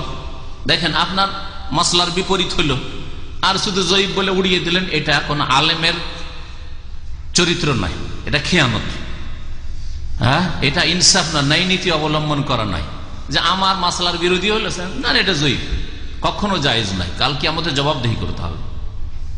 ভালো জানা থাকে তাহলে যায়ীফ বলেন, না বলেন এই সম্পর্কে আমার জানা নেই। কেন যায়ীফ বলছেন? যে মাদারো তরুক আসানিদিহি, এর সনদের নির্ভর হচ্ছে আব্দুর রহমান ওয়াসিকির উপর, মানে সনদগুলি গিয়ে মিলেছে একজনে, তার নাম হচ্ছে আব্দুর রহমান ওয়াসিক, তার মাধ্যমে তার সূত্রে এই হাদিসটি বর্ণিত হয়েছে। আর আব্দুর রহমান বিন ইসহাক আল ওয়াসিতি, তার সম্পর্কে ইমাম আহমদ রহমতুল্লাহ বলছেন মুনকারুল হাদিস, সে হচ্ছে হাদিসের ক্ষেত্রে বড় আপত্তিকর ব্যক্তি। মুনকার মানে যে হাদিসের ক্ষেত্রে যাকে অস্বীকার করা হয়েছে। মুনকার কোরআনের ভাষায় ইন্না সালাতা তানহা আনিল ফাহশাইল মুনকার, মুনকার মানে হচ্ছে আপত্তিকর, শরীয়তে যেটা নাজায়েজ সেটাকে মুনকার বলা হয়েছে শরীয়তের ভাষায়। এমন ব্যক্তি বর্ণনাকারী যে আপত্তিকর, হাদিসের ক্ষেত্রে তার কথা নেওয়া যাবে না। তার মানে সাধারণ শুধু দুর্বল না, অতি দুর্বল। স্মৃতিশক্তির শুধু হালকা দুর্বল নয়, স্মৃতিশক্তির হলে খুব বেশি দুর্বল, আর না হলে ঈমান আমলে দুর্বল। কারণ দুর্বলতা হচ্ছে বর্ণনাকারীর দুই রকম, এক হচ্ছে ঈমান আমলে দুর্বল, আর একটা হচ্ছে স্মৃতিশক্তি দুর্বল। ইমাম ইবনে হোসেন বলেছেন যে এই লোকটি আব্দুর রহমান ওয়াসিদ লাইসা বিশাই, এর কোনো মূল্যই নেই। ইমাম ইবনে মাইন, ইয়াহইয়া ইবনে মাইন রাহমাতুল্লাহ আলাইহি, তার জামানা ইমাম আবু হানিফা রাহমাতুল্লাহ জামানার, তিনি বলছেন লাইসা বিশাই, তার কোনো মূল্যই নেই এই বর্ণনাকারী। ওয়াকাল আল বুখারী, ইমাম বুখারী বলছেন ফিহে নাজরুন, এর উপর আপত্তি আছে। ইমাম বুখারী রাহমাতুল্লাহ খুব ভদ্র ভাষায় বর্ণনাকারীর সমালোচনা করতেন। তাহলে বোঝা গেল যে আল্লাহর সন্তুষ্টির জন্য, দিনের খেদমতের জন্য কারো সমালোচনা করা যাবে, আর সবচেয়ে উত্তম হচ্ছে ভদ্র ভাষায়, একবার নিচে না নেমে। অশ্লীল কথা কোনো সময় জায়েজ নয়, আর এমন কথা জায়েজ নয় যাতে আক্রমণ হয়, যথাসাধ্য নরম ভাষায় বলার চেষ্টা করে। ইমাম আইম্মায়ে কেরামগণ তিন রকমের ছিলেন। এক রকম ছিলেন যারা খুব শক্ত ভাষা সমালোচনা করতেন, কারণ এই জন্য নয় যে ব্যক্তিগত শত্রুতা আছে, আমার সাথে আমার ঝাল আছে এই জন্য খুব শক্ত ভাষায় না, আল্লাহর দিনের গায়রতে, আল্লাহর দিনের হেফাজতের জন্য, রসুলের হাদিসের হেফাজতের জন্য বর্ণনাকারী দুর্বল, মিথ্যুক, শক্ত ভাষায় বলতেন। আর একদল মধ্যপন্থা অবলম্বন করতেন, ভাষা একটু হালকা, যাতে মানুষ বুঝে যে এই ভাষায় উনি কি বলতে চেয়েছেন। এর ওপর আপত্তি আছে, ফিহে নাজরুন, এই ব্যক্তির ওপর আপত্তি আছে, মানে চলবে না। মানে একটা লোক সম্পর্কে যদি বলেন এই লোকটাকে চাকরি দিতে হবে, ভদ্র ভাষা ভাই এর ওপর আপত্তি আছে, মানে অচল, চাকরিতে রাখা যাবে না, ঠিক না? এ অযোগ্য, চাকরিতে রাখা যাবে না, বেঈমান, এতগুলি বলার কোনো প্রয়োজন নেই, তাই না? খেয়ানতকারী হয়ে গেল, এর উপর আপত্তি আছে। ইমাম বুখারী রাহমাতুল্লাহ আলাইহি সেই দলেরই শিরোমণি একজন, মধ্যম পন্থা অবলম্বন ভাষার ক্ষেত্রে। এই জন্য তার ভাষাগুলি যে বর্ণনাকারীদের সম্পর্কে, ওগুলোরই ভাষ্য আছে। উনি ফিহে নাজরুন বলে কি বুঝাতে চেয়েছেন, মুনকারুল হাদিস বলে কি বুঝাতে চেয়েছেন। ইমাম বুখারীর ভাষায় বড় বড় মিথ্যুককে তিনি কাজ্জাব, দাজ্জাল বলেননি তিনি। অন্যান্য মুহাদ্দিস ইবনে মাইন আর অন্যান্য আইম্মায়ে কেরামরা, ইবনে হিব্বান, আর তারা কাজ্জাব, দাজ্জাল, খাবিস বলেছেন, কারণ এরা আসলে মিথ্যুক ছিল। রসুলের হাদিসে মিথ্যা কথা বলতো, দুনিয়ার ক্ষেত্রে পেটের গরজে মিথ্যা কথা বলতো, তার কাজ্জাব বলা কোনো বাড়াবাড়ি হয়নি, দাজ্জাল বলা বাড়াবাড়ি হয়নি। দাজ্জাল মিথ্যাবাদী হবে, এরাও মিথ্যা কথা বলতো রসুলের হাদিসে। মধ্যপন্থা অবলম্বন করেছেন একদল আইম্মায়ে কেরাম, আর একদল একটু শিথিলতা, গাফিলতি করেছেন, অত গভীরতায় না গিয়ে হয়তো অনেক দুর্বল সম্পর্কে হালকা দুর্বল বলে দিয়েছেন, বা দুর্বল হাদিসকে হাসান বলে দিয়েছেন। এই জন্য মধ্যমপন্থী মুহাদ্দিসিন কেরাম যারা জারহে তাদিল, মানে বর্ণনাকারীদের জীবন নিয়ে আলোচনা করেছেন, তাদের কথাই অধিক গ্রহণযোগ্য। ইমাম বাইহাকি বলছেন হুয়া মাতরুক। মাতরুক মানে তারাকে এত রকম, মানে ছেড়ে দাও, পরিত্যক্ত ব্যক্তি, মানে যার হাদিসকে ছেড়ে দেওয়া আবশ্যক, পরিত্যক্ত ব্যক্তি। নবী হুয়া যায়ীফুন বিল ইত্তেফাক। ইমাম নবী রাহমাতুল্লাহ আলাইহি বলছেন যে এই লোকটি আব্দুর রহমান ওয়াসিতি বিল ইত্তেফাক, সর্বসম্মতিক্রমে দুর্বল মানুষ। সুতরাং নাভির নিচে হাত বেঁধে নামাজ পড়ার হাদিস সর্বসম্মতিক্রমে যায়ীফ। ওয়াকালু, আর মুহাদ্দিসিনরা বলেছেন আসাহু শাইইন ফি হাযাল বাবে হাদিস ওয়াইল ইবনে হুজর, সবচাইতে সহি হাদিস হাত বাঁধার ব্যাপারে ওয়াইল ইবনে হুজরের হাদিস, যেটা আমাদের সামনে রয়েছে 219 নম্বর আমার কাছে, আপনাদের 1 নম্বর আগে পরে থাকতে পারে বাংলাতে। তাতে কি আছে? হ্যাঁ, আলা সাদরি, বুকের উপর শব্দ আছে। সাল্লাইতু মান নবী সাল্লাল্লাহু আলাইহি ওয়াসাল্লাম, নবী সাল্লাল্লাহু আলাইহি ওয়াসাল্লাম নামাজ পড়লাম। ফাওয়াজা ইয়াদাহুল ইউমনা আলা ইয়াদিল ইউসরা, ডান হাত বাম হাতের উপর রাখলেন। কোথায়? আলা সাদরি, বুকের উপর। এই হাদিসটি হচ্ছে এই বিষয়ে হাত বাঁধার ব্যাপারে সবচেয়ে সহি হাদিস, এর চাইতে সহি হাদিস নেই। তাহলে বুকের উপর হাত বাঁধাটাই হচ্ছে সহি সুন্নাত।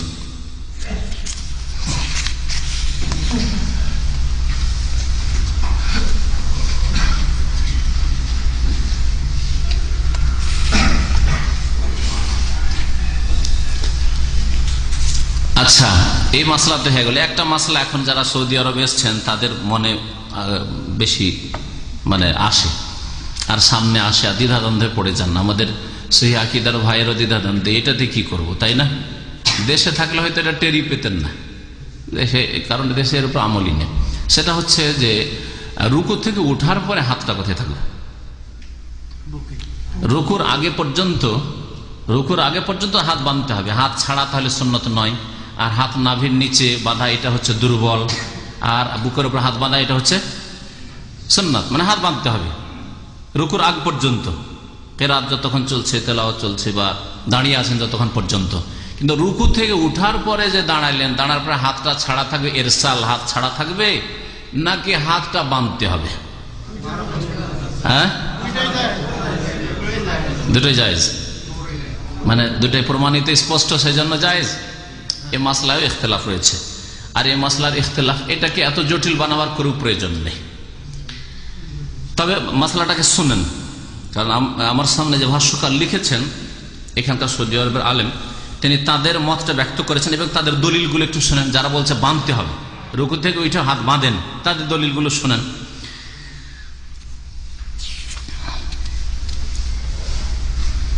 রুকু থেকে উঠার পরে হাত বাঁধবেন না বাঁধবেন না এই ব্যাপারে ইখতিলাফ রয়েছে। ফাযাহাবা বা'দুহুম ইলা ইসতিবাবি কাবযিহিমা ওয়া ওয়াদহিমা আলা সাদরি, একদল বলছেন যে বুকের হাত রাখবে, কামা কানাল হালু ফিল কিয়াম ক্বাবলা রুকু, রুকুর আগে যেমন ছিল ওই রকমই রুকুর পরেও দাঁড়ানো অবস্থায় আপনি হাত বুকের উপর রাখবেন। ওয়া যাহাবা জমহুরুল উলামা, অধিকাংশ আইম্মায়ে কেরাম, অধিকাংশ আলেমরা উম্মতের, ওয়া মিনহুমুল আইম্মাল আরবা, এমনকি 4 ইমাম, ওয়া আতবাহুম ইলা ইরসালিহি আলাল জানিবাইন, ইমাম আবু হানিফা, শাফি, মালিক, আহমদ, তাদের অনুসারীরা বলছেন না, রুকুর পরে হাত বাঁধতে হবে না, হাত ছেড়ে দিতে হবে। ওয়া আন্নাহু লা ইউসান্নু কাবযুহুমা ওয়া ওয়াদুহুম আলা সাদর, বুকের উপর হাত বাঁধা আর কোনো প্রয়োজন, এটা সুন্নত নাই। ফাহাযা খাসুন বিল কিয়াম ক্বাবলা রুকু, রুকুর আগে যতক্ষণ পর্যন্ত নামাজে দাঁড়িয়েছেন ততক্ষণ পর্যন্ত হাত বাঁধা, হাত বুকের বাঁধা, কিন্তু রুকুর পরে হাত বাঁধতে হবে না। যারা বলছে যে না হাত বাঁধতে হবে রুকুর পরেও, তাদের দলিল শুনেন ওই সাহল বিন সাদের হাদিস, যে হাদিসটা বললাম বুখারীতে আছে আর মুসনাদ আহমদে আছে। কানান নাস ইউমারুনা, লোকদেরকে নির্দেশ দেওয়া হইতো, মানে সাহাবায়ে কেরামদেরকে, আইয়াযা আর রাজুলু আল ইয়াদাল ইয়ুমনা আলা জিরাইল ইউসরা, যেন যে কোনো মানুষ ডান হাতকে বাম বাহুর উপর রাখে, ফিস সালাতে, কোথায়? নামাজের মধ্যে। এতে বলা হয়নি যে রুকুর আগে, হ্যাঁ, নামাজের মধ্যে। নামাজে তাহলে যে কোনো দাঁড়ানো অবস্থায়, রুকুর আগে হোক অথবা পরে, তাদের দলিল এভাবে, রুকুর আগে হোক অথবা পরে হোক কি করতে হবে? নবী সাল্লাল্লাহু আলাইহি ওয়াসাল্লামের নির্দেশ ছিল সাহাবায়ে কেরামদেরকে যে তোমরা সালাত অবস্থায় হাতের উপর হাত রাখবে, দিয়ে দাঁড়িয়ে থাকবে। সেটা রুকুর আগে হইতে পারে, রুকুর পরে হইতে পারে। এই হচ্ছে তাদের একটি দলিল। আর এই হাদিস ইবনে খুজাইমা, আবু দাউদ, নাসাই তো আছে, ওয়াইল বিন হুজুর থেকে, ওয়াইল বিন হুজুর থেকে আছে। কি আছে তাতে? সাল্লাইতু মান নবী সাল্লাল্লাহু আলাইহি ওয়াসাল্লাম, আমি নবী সাল্লাল্লাহু আলাইহি ওয়াসাল্লাম নামাজ পড়লাম, ফাওয়াজা ইয়াদাহু লিমান আলা ইয়াদিল ইসরা আলা সাদরিহি ওয়া আসলুল হাদিস, নবী সাল্লাল্লাহু আলাইহি ওয়াসাল্লাম নামাজ পড়লাম আর নামাজের মধ্যে ডান হাত বাম হাতের উপর রাখলেন, বুকের উপর। এখানেও বলা হয়নি যে শুধু রুকুর আগে অথবা রুকুর পরে। তাহলে এই হাদিসগুলি কিন্তু সহিহ, এই হাদিসগুলি সহি। আর এই হাদিস পার্থক্য করে বলা হয়নি রুকুর আগে না পরে, সুতরাং দাঁড়ানো সবগুলি অবস্থা, এটা তারা ব্যাখ্যা করেছেন। ফাহাজানিল হাদিসানি সাহিহানি, এই দুইটি সহিহ হাদিস, আম মানে আম অর্থ, ব্যাপক অর্থ রাখে, ফিল কিয়াম দাঁড়ানো সম্পর্কে, সাওন আকানা কাবলা রুকু, রুকুর আগে হোক, আও বাদাহু অথবা রুকুর পরে হোক। ওমান ফাররাকা বাইনাল কিয়ামাইনি ফাআলাইহি দালিল, কেউ যদি বলে না পার্থক্য, রুকুর আগে শুধু আমরা বুকে হাত বাঁধবো আর রুকুর পরে বাঁধবো না, তাহলে বলছে তাহলে দলিল নিয়ে আসেন। যারা হাত বাঁধনেওয়ালা রুকুর পরে, তারা এইভাবে ব্যাখ্যা করেছেন। আচ্ছা, তারপরে আরেকটা যুক্তি তারা পেশ করেছেন যে হাত বাঁধা অবস্থা আর হাত ছাড়া অবস্থায় দুটোর মধ্যে বেশি খুদু আর বিনয়ী হওয়া কিসে প্রকাশ পায়? হাত বাঁধাতে। হাত বাঁধাটাতে বোঝায় যে আপনি নামাজ অবস্থায় আছেন, কিন্তু হাত ছাড়া অবস্থায় পেছন দিক থেকে বা মসজিদের বাইরে থেকে কেউ যদি দেখে বা পিছন থেকে দেখে, তো হয়তো ভাবতে পারে এমনি দাঁড়িয়ে কিছু দেখছেন, এটা তো হইতে পারে। কিন্তু যদি হাত বাঁধা থাকে রুকুর পরে, যতদূর পর্যন্ত নজর পড়ছে আপনার উপর, বুঝে মসজিদে এই লোকটি নামাজে আছে, কারণ হাত বাঁধা আছে। হ্যাঁ, এতে খুশু আছে, হ্যাঁ, বিনয়ী হওয়া আছে, আর তার সাথে সাথে লোকেরা যারা দেখছে, দর্শক, তারা বুঝতে পারছে যে আপনি ইবাদতের অবস্থায় আছেন। আপনার সাথে কথা বলবেন না, কিন্তু যদি দাঁড়িয়ে হাত ছাড়া থাকে তো হইতে পারে কি করছেন বলে দিতে পারে পিছন থেকে, হ্যাঁ হ্যাঁ চলে যেতে পারে। এগুলো যুক্তি তাদের। আর হাদিস, ওই সহিহ হাদিস ওই দুটো। ওয়াম্মাল জমহুর, অধিকাংশ আইম্মায়ে কেরামরা, তারা কি বলছেন? হাত রুকুর পরে বাঁধতে হবে না, হাতের উপর হাত রাখতে হবে না। ওয়াহুমুল্লাযিনা লা ইয়ারাউন ইসতিহবাব হাযিল হাইয়া বা'দা রাফি মিনার রুকু, রুকুর পরে উঠে এইভাবে হাত রাখতে হবে, এটা তারা মনে করেন না। ফাইন্নাহুম ইয়াকুলুন আন্না হাযাইনাল হাদিসান, এই হাদিসগুলি রুকুর আগের ক্ষেত্রে প্রযোজ্য, রুকুর পরের ক্ষেত্রে প্রযোজ্য না। তারা বলছেন যে রুকুর পরে যদি হইতো তাহলে একটি হাদিস তো এরকম সহি আসতো, কারণ নবী সাল্লাল্লাহু আলাইহি ওয়াসাল্লাম দৈনিক 5 বার করে নামাজ পড়েছেন। ফাইন্নাহু লাম ইয়ারিদ ফিহি শাইউন মুতলাকান, রুকুর পর সম্পর্কে নীরব হাদিস, কিন্তু নীরব সহি হাদিস নেই। ওয়ালাউ কানা লাহু আসলুন লানুকিলা ইলাইনা, যদি এটা আসলে থাকতো তাহলে আমাদের কাছে বর্ণনা হয়, সাহাবায়ে কেরাম ছেড়ে দিতেন এই বিষয়টাকে, বর্ণনা করতেন। ওয়ালাউ মিন তারিকিন ওয়াহিদ, যদি একটা হাদিস সহি হইতো। ফাহাযা সুকুত মিন ওয়াসিফি সিফাতি সালাতিন নবী সাল্লাল্লাহু আলাইহি ওয়াসাল্লাম ইয়াদুল্লু আন্না ওয়াজ আল ইয়াদি আল ইয়াদ আলা সাদর লা ইউজাদু লা ফি আসারিন সাহিহ ওয়ালা দাঈফিন। এরা বলছে যে যখন এইভাবে নীরব হাদিস নীরব, তাহলে বোঝা গেল যে রুকু থেকে ওঠার পরে হাত বাঁধা নেই। যদি থাকতো তো সাহাবায়ে কেরামরা কেউ তো নকল করতেন। দেখলেন রফুল এদেন সম্পর্কে 30 জন সাহাবী বর্ণনা করেছেন, তাই না? 10 জন আশরা মুবাশশারা রফুল এদেন সম্পর্কে রফেদেন। আর রুকু থেকে উঠে হাত বাঁধতে হয় একজন সাহাবীর বর্ণনা আসছে না, খাস করে আম হাদিস থেকে দলিল পেশ করছেন। এটা হলো তাদের যুক্তি। কামা আন্নাহু লাম ইউরাফুল কবজ আন আহাদি মিনাস সালাফ, এমনকি সালাফুস সালেহিন যদি থাকতোই তো ইমাম আবু হানিফা, শাফি, মালিক, আহমদ তারা এটাকে কেন, কেউ তো একজন তো নিতেন, একজন নিতেন। যেমন আমিন জোরে বলা, দেখেন আমিন জোরে বলা যদি হানাফি মযহাবে না নেই, কিন্তু শাফি, মালিক, আহমদ 3 মযহাবে আছে, ঠিক না? রাফুলিয়া দেন 3 মযহাবে আছে, কিন্তু এই রুকুর পরে যে বাঁধতে হবে এটা 4 মযহাবে কোন এক মযহাবে কেন আসলো না? তবে একটি মত বর্ণনা করা হয়েছে ইমাম আহমদ থেকে। ইমাম আহমদ থেকে একাধিক রিওয়ায়াত আছে, বর্ণনা আছে, তার মধ্যে একটি মত তার যে রুকুর পরে হাত বেঁধে নেওয়া। তবে তিনি এই ক্ষেত্রে স্বাধীনতা দিয়েছেন, তার বক্তব্যটা আমি শোনাচ্ছি শেষখানে।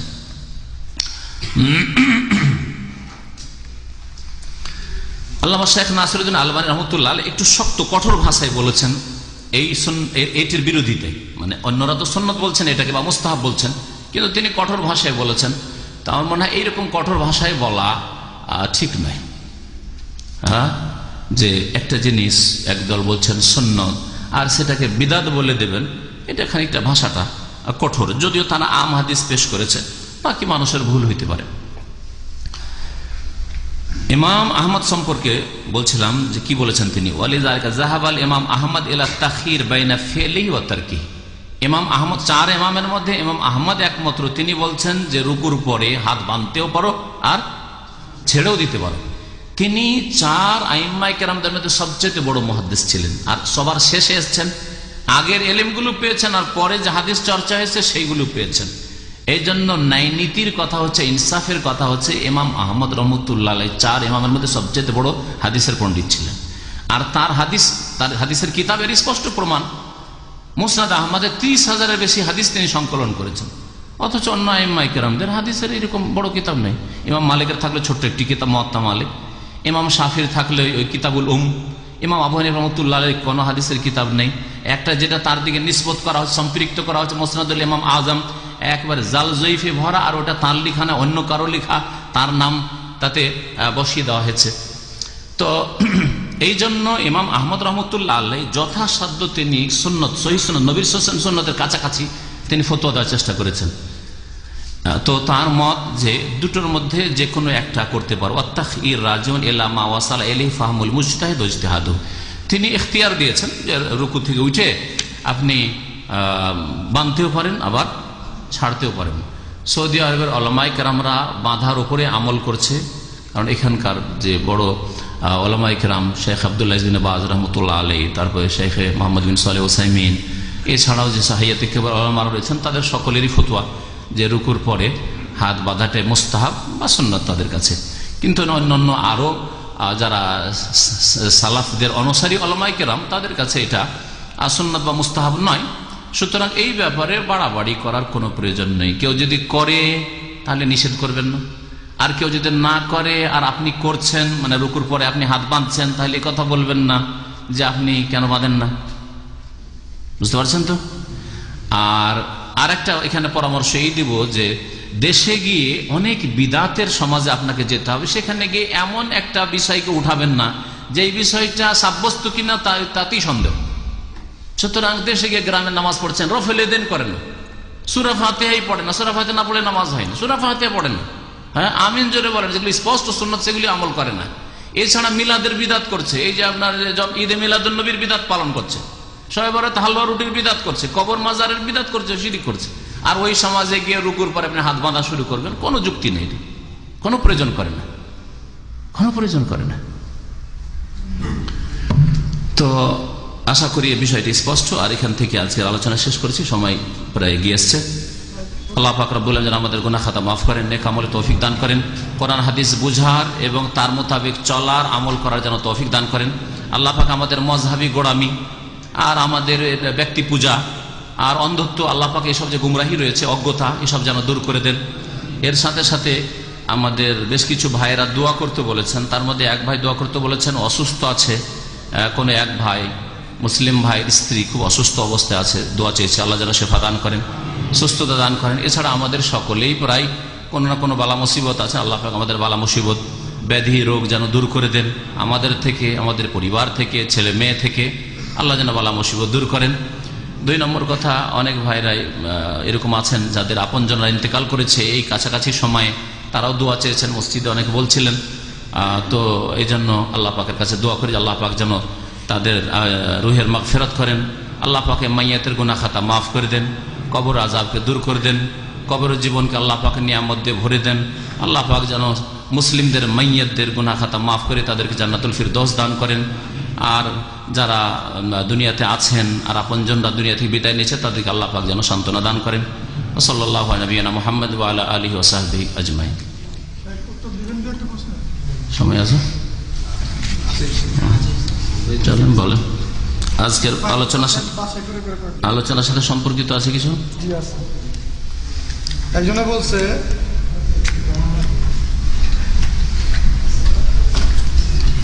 এখানে এক ভাই দোয়া চেয়েছে যে আমার বোনের অনেকদিন ছেলে মেয়ে হয় না, তো আল্লাহ পাক যেন দোয়া করেন যেন নেক সন্তান দান করেন, আল্লাহ পাক যেন নেক সন্তান দান করেন, আমাদের এই বোনকেও দান করেন, অন্যান্য ভাইদেরকেও দান করেন, আল্লাহ পাক রব্বুল আলামিন যেন উম্মতে মুসলিমাতে বরকত দান করেন। জি। এক ভাই বলছে আহলে কোরআনের একটি দল আবু হুরায়রা রাদিয়াল্লাহু তাআলা আনহু বর্ণিত হাদিস গ্রহণীয় নয়, কারণ তিনি হাদিস জাল করত। তার জীবদ্দশায় তা প্রমাণিত হয়েছে। বুখারী শরীফে তার মাফ চাওয়ার ঘটনা আছে, বিষয়টি সম্ভব হলে একটু ব্যাখ্যা করুন। আবু হুরায়রা রাদিয়াল্লাহু তাআলা আনহু সম্পর্কে যে ভাই প্রশ্ন করেছে যে আহলে কোরআন যারা বলে যে কোরআনই শুধু মানবো আর হাদিস মানবো না, তারা মুসলিম থাকতে পারবে না এই অবস্থায়।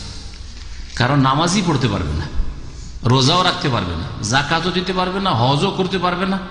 কারণ কোরআনে কোথাও নামাজের নিয়ম কানুন বলার নেই যে শুরু থেকে শেষ পর্যন্ত কেমন করে নামাজ পড়তে হবে, কোনটা আগে দাঁড়াবেন না, আগে রুকুন, আগে সিজদা, হ্যাঁ, কোনোটাই নেই, ঠিক না? যাকাত দেবেন শতকরা 2.5 টাকা না কয় টাকা, 10 মনে 1 মণ না 20 মনে 1 মণ, আছে কোরআনে নাকি? কোথাও নাই। তাহলে কোনোটাই ইবাদত করতে পারবে না। রোজা রাখবেন, কোন কোন জিনিস থেকে বেঁচে থাকবেন, কোন আয়াতে নেই। আল্লাহ বলছেন শুধু করতে পারলে সিয়াম, রোজা ফরজ করা হয়েছে, সিয়াম ফরজ করা হয়েছে, সিয়াম কেমন, কখন থেকে কখন, তাও স্পষ্ট নেই, বোঝা গেছে? তো সুতরাং আহলে কোরআন একটি গুমরাহ দল, আপনারা জেনে রাখেন। সেটা পাকিস্তান থেকে জন্মেছে, পাঞ্জাব থেকে জন্মেছে, ভারত পাকিস্তানের পাঞ্জাব থেকে, আর ভারতে ছড়িয়ে পড়েছে বিভিন্ন শহরে, বাংলাদেশে এমনকি ছড়িয়ে পড়েছে। এরা গুমরাহ, শুধু গুমরাহই নয়, তাদের ইসলাম থাকবে না যদি তারা কোরআন এবং হাদিসের দিকে ফিরে না আসে। আর আবু হুরায়রা রাদিয়াল্লাহু তাআলা আনহু সম্পর্কে যারা লিখেছে তার বিরুদ্ধে, তাদের একটি দল মিশরে লিখেছে, তার মধ্যে একজন আবু রাইয়া বলে গুমরাহ, আল্লাহর আযাবে ধ্বংস হয়েছে। এই আবু রাইয়া আবু হুরায়রা রাদিয়াল্লাহু তাআলা আনহু সম্পর্কে লিখেছে যে তার হাদিস নেওয়া যাবে না। এই কথায় আহলে কোরআন এই গুমরাহরা নিয়েছে, কারণ আমরা তো পড়েছি এই সম্পর্কে মদিনা ইউনিভার্সিটিতে। তো মিশরের বেশ কিছু লেখক ছিল 2-1 যারা গুমরাহ হয়েছে, তার মধ্যে একজন আবু রাইয়া। এই আবু রাইয়া যখন মরে, হালাক হয়, তখন চিৎকার করত আর বলতো হ্যাঁ আবু হুরায়রা, হ্যাঁ আবু হুরায়রা, এইরকম করত। বিশ্বস্ত সূত্রে সেখানকার উলামায়ে কেরামরা নকল করেছেন এটা। আর মদিনা ইউনিভার্সিটিতে যখন পড়ি, আবু রাইয়া সম্পর্কে যারা তার খণ্ডন করেছে, মানে আবু হুরায়রা রাদিয়াল্লাহু তাআলার পক্ষ থেকে লিখেছেন উলামায়ে কেরামরা, তারা লিখেছে আবু রাইয়া এইভাবে হালাক হয়েছে। আল্লাহর আযাব, ওই মওতের সময় আযাবের ফেরেশতারা তাকে এমন ভাবে ধমক দিচ্ছিল যে হুঁশ আছে, তারপর ভয় করছে আবু হুরায়রার বিরুদ্ধে বলার শাস্তি আল্লাহ পাক দুনিয়াতে এই মারদুদ শয়তানকে দেখিয়েছে আল্লাহ পাক। সুতরাং এইরকমই আহলে কোরআনদের পরিণাম হবে যারা বলবে আবু হুরায়রা রাদিয়াল্লাহু তাআলা আনহু আসহাবে সুফার লোক ছিলেন। বাড়িরও চিন্তা করেননি, বিয়েরও চিন্তা করেননি। মসজিদ নবীতে পড়ে থাকতেন। নবী সাল্লাল্লাহু আলাইহি ওয়াসাল্লামের কাছে কিছু আসলো হাদিয়া তোহফা খেতে দিলেন তো দিলেন, আর না হলে না খেয়ে পড়ে থাকতেন মসজিদে। রাসূলুল্লাহ সাল্লাল্লাহু আলাইহি ওয়াসাল্লামের একটা কোনো আলোচনা, দর্শ বা একটা হাদিস কখনো যাতে ছুটে না যায়। মাত্র 3 বছর 3.5 বছর খাইবারের যুদ্ধের সময় মুসলিম হয়েছেন, ইসলাম কবুল করে মদিনায় এসেছেন 7ম হিজরিতে। 8, 9, 10 নবী সাল্লাল্লাহু ইন্তেকাল হয়ে গেছে। সবচাইতে বেশি সাহাবায়ে কেরামের হাদিস তিনি মুখস্থ করেছেন। আর তার কারণ তিনিও বর্ণনা করেছেন, অন্য সাহাবীরাও বর্ণনা করেছেন যে তিনি সবসময় থাকতেন। আর আমরা কেউ তো আনসারীরা চাষি, তো চাষাবাদে আমরা খেজুরের বাগানে যেতাম। আর মুহাজিররা ব্যবসায়ী, ব্যবসা বাণিজ্য কখনো যেতাম, অনেক হাদিস আমাদের ছুটে যেত। আব্দুল্লাহ বিন ওমর বা আব্দুল্লাহ বিন আমর তারা বলছেন। কিন্তু আবু হুরায়রা কখন না ব্যবসা, না বিবি, না ছেলে মেয়ে, না বাড়ি ঘর, কিছুই নেই। মসজিদে এক জায়গায় থাকতেন। মসজিদে কিছু আসলো, তখন কিছু খেজুর আসলো, ওখান থেকে 2-3টি খেজুর খেয়ে নিলেন। দুধ আসলো নবী সাল্লাল্লাহু আলাইহি ওয়াসাল্লামের কাছে, নবী সাল্লাল্লাহু আলাইহি ওয়াসাল্লাম সাহাবায়ে কেরামদেরকে যারা মসজিদ আছে ওদেরকে খাওয়াই দিলেন। ওই করে তিনি দিনপাত করতেন। আর তার সম্পর্কে যদি কেউ বলে তো সে মারদুদ, একজন বিতাড়িত। জি হ্যাঁ, তারা তো সবার সম্পর্কে। শিয়াদের কাছে মাত্র 4-5 সাহাবী মুসলিম, বাকি তো মুসলমানই না তাদের কাছে। এরা তো একেবারে গোমরাহ পথভ্রষ্ট। জি পরবর্তী প্রশ্ন হচ্ছে, আমি শুনেছি 2 সিজদার মাঝখানে পা খাড়া করে রাখা সহিহ হাদিস দ্বারা প্রমাণিত, এবং আমি নামাজের সহিহ তরিকার একটি বড় পোস্টারে, হ্যাঁ পোস্টারে একদল ওলামারা যারা বলছে তারা ওই ব্যাখ্যাগুলো করছে। এর উত্তর দেওয়ার জন্য আমি তো বলেছি যে যারা বলছে যে শয়তানের গোড়ালির ব্যাখ্যা হচ্ছে ওই রকম, যেমন 2 রকম করে আর বসলেন না, হ্যাঁ তারা বলছে যে পায়ের উপরে রাখতে পারেন খাড়া করে। আর আরেক দল বলছে যে না, এইভাবে রাখেন না। আর আমি মনে করি যে এইভাবে রাখাতে আরাম নেই, ওইভাবে রেখে নামাজে ইতমিনান নেই। যে ওইভাবে রাখবে তাড়াতাড়ি করে সিজদায় পড়ার চেষ্টা করবে, যে পায়ে ব্যথা করছে সুতরাং তাড়াতাড়ি করে আরাম দিই পাকে। সুতরাং আমি মনে করি যে ওইভাবে নামাজ পড়বে না। আর যদি পড়ে, যেমন একদল বলছে, সেটাতে একমত অনেকে নাও হইতে পারে, তাদের ব্যাখ্যা সেটা। আর যেভাবে প্রসিদ্ধ বসা তরিকা ওইভাবে বসবেন। জি, বাম পাকে বিছিয়ে আর ডান পাকে খাড়া করে। জি, বুকের উপর হাত বাঁধার সম্পর্কিত ইবনে খুজাইমার বর্ণিত হাদিসের সনদে একজন রাবী জয়ীফ আছে, এটা কি সত্য? বুকের উপর হাত বাঁধার হাদিস বলে দিলাম যে এই হাদিস এর চাইতে ভালো সহিহ হাদিস নেই। এই হাদিসটা সহিহ, আর এর চাইতে কোনো সহিহ হাদিস নেই। তাহলে যখন দেখবেন যে একটা অতি দুর্বল আর একটা সম্পর্কে কেউ যদি কিছু বলে থাকে, তার কথা গ্রহণযোগ্য না হইতে পারে। বুঝতে পারছেন? রুকু থেকে ওঠার সময় অনেকে 2 হাত ওঠায় মোনাজাতের মতো করে, এটা কতটুকু সহিহ? রুকু থেকে এইভাবে ওঠা না, মিশরীদেরকে করতে দেখেছি, করে থাকে, এটা ঠিক না। এইভাবে রফুল এদান করবে না, এইভাবে কিবলামুখী করে। জি, এক ভাই প্রশ্ন করছে, আমার মনে হয় উনি এই বয়ানটা ভালো মতো শুনে নাই কেন। নাভির নিচে হাত বাঁধা জায়েজ না থাকলে নাভির উপরে হাত বাঁধা জায়েজ আছে কিনা, এটা তো বয়ানে বলা হয়েছে। জায়েজ আর না জায়েজ তো বলছি না, বলছি যে নাভির নিচে হাত বাঁধা সাব্যস্ত নয়, কোন সহিহ হাদিস দ্বারা প্রমাণিত নয়। যেটা প্রমাণিত নয় সেটা করবেন কেন? হাত বাঁধাও সুন্নত। কেউ যদি হাত ছেড়েও নামাজ পড়ে, নামাজ হবে না এই কথা বলছি না, কিন্তু সে সুন্নতের নেকি থেকে বঞ্চিত থাকলো, নামাজের নেকিতে ঘাটতি হইল, সুন্নতের খেলাফ কাজ করলো। এইভাবে রফুল এদেন ছেড়ে দিল, আরেক সুন্নাত ছুটলো, আমিন জোরে বলা ছেড়ে দিল, আরেক সুন্নাত ছুটলো। হ্যাঁ, এইভাবে যতগুলি সুন্নত ছাড়বে তত নেকি কমবে। একই রকম নামাজের অবস্থা, একই রকম হজের অবস্থা। হজে উমরায় গিয়ে আপনি লাব্বাইক তালবিয়া পড়লেন না, হজ তো উমরা করে চলে আসেন, কিন্তু তালবিয়া তেমন পড়লেন না।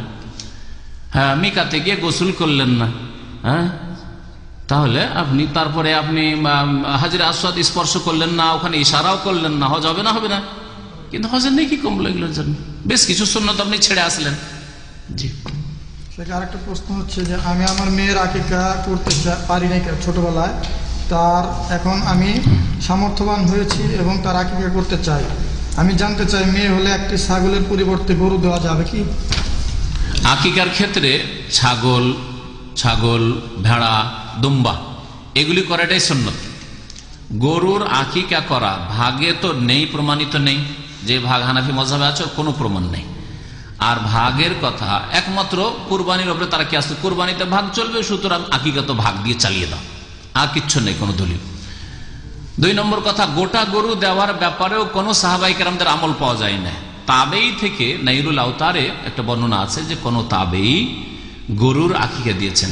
সুতরাং একদল বলছে দিলে দিতে পারেন, কিন্তু তারপরেও সুন্নত হচ্ছে হয় আপনি ছাগল দেন, খাসি, না হয় ভেড়া, মেষ, দুম্বা, এগুলির মধ্যে থেকে দেন, এটাই ভালো, এটি সুন্নত।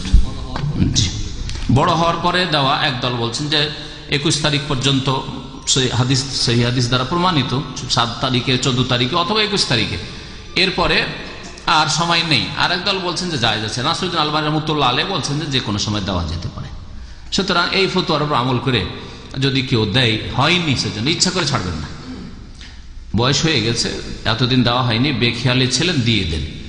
কিন্তু ইচ্ছা করে আপনি রেখে দিলেন, 7ম দিনে দিলেন না, 14 দিনের দিনে দিলেন না, 21 দিনের দিনে দিলেন না, পরে করে দেবো না, এরকম সুন্নতের খেলাফ কাজ করবেন না, এরকম কাজ করবেন না। কারণ নবী সাল্লাল্লাহু আলাইহি ওয়াসাল্লাম হাসান হোসেনের জন্য যেটা ভালোবেসেছেন, আপনি আপনার ছেলে মেয়েদের জন্য ভালোবাসেন। হ্যাঁ, 7ম দিনে আকিকা দিয়েছেন, এটা সবচেয়ে ভালো। 7 দিনের দিনে না পারেন, তখন 14 আর 21 দিনের একটা হাদিস রয়েছে, ওটাও হাসান আশা করি। সুতরাং তার উপর আমল করা যেতে পারে। জি, ফজরের ফরজের পূর্বে 2 রাকাত সুন্নত ছুটে যাওয়া ফরজ নামাজ শেষে আদায় করা যাবে কি? ফজরের পরে সুন্নত, হ্যাঁ, ফজর পর পড়ে নেবেন। আবু দাউদের হাদিস রয়েছে, নবী সাল্লাল্লাহু আলাইহি ওয়াসাল্লামের সামনে সাহাবী পড়েছেন, নবী সাল্লাল্লাহু আলাইহি ওয়াসাল্লাম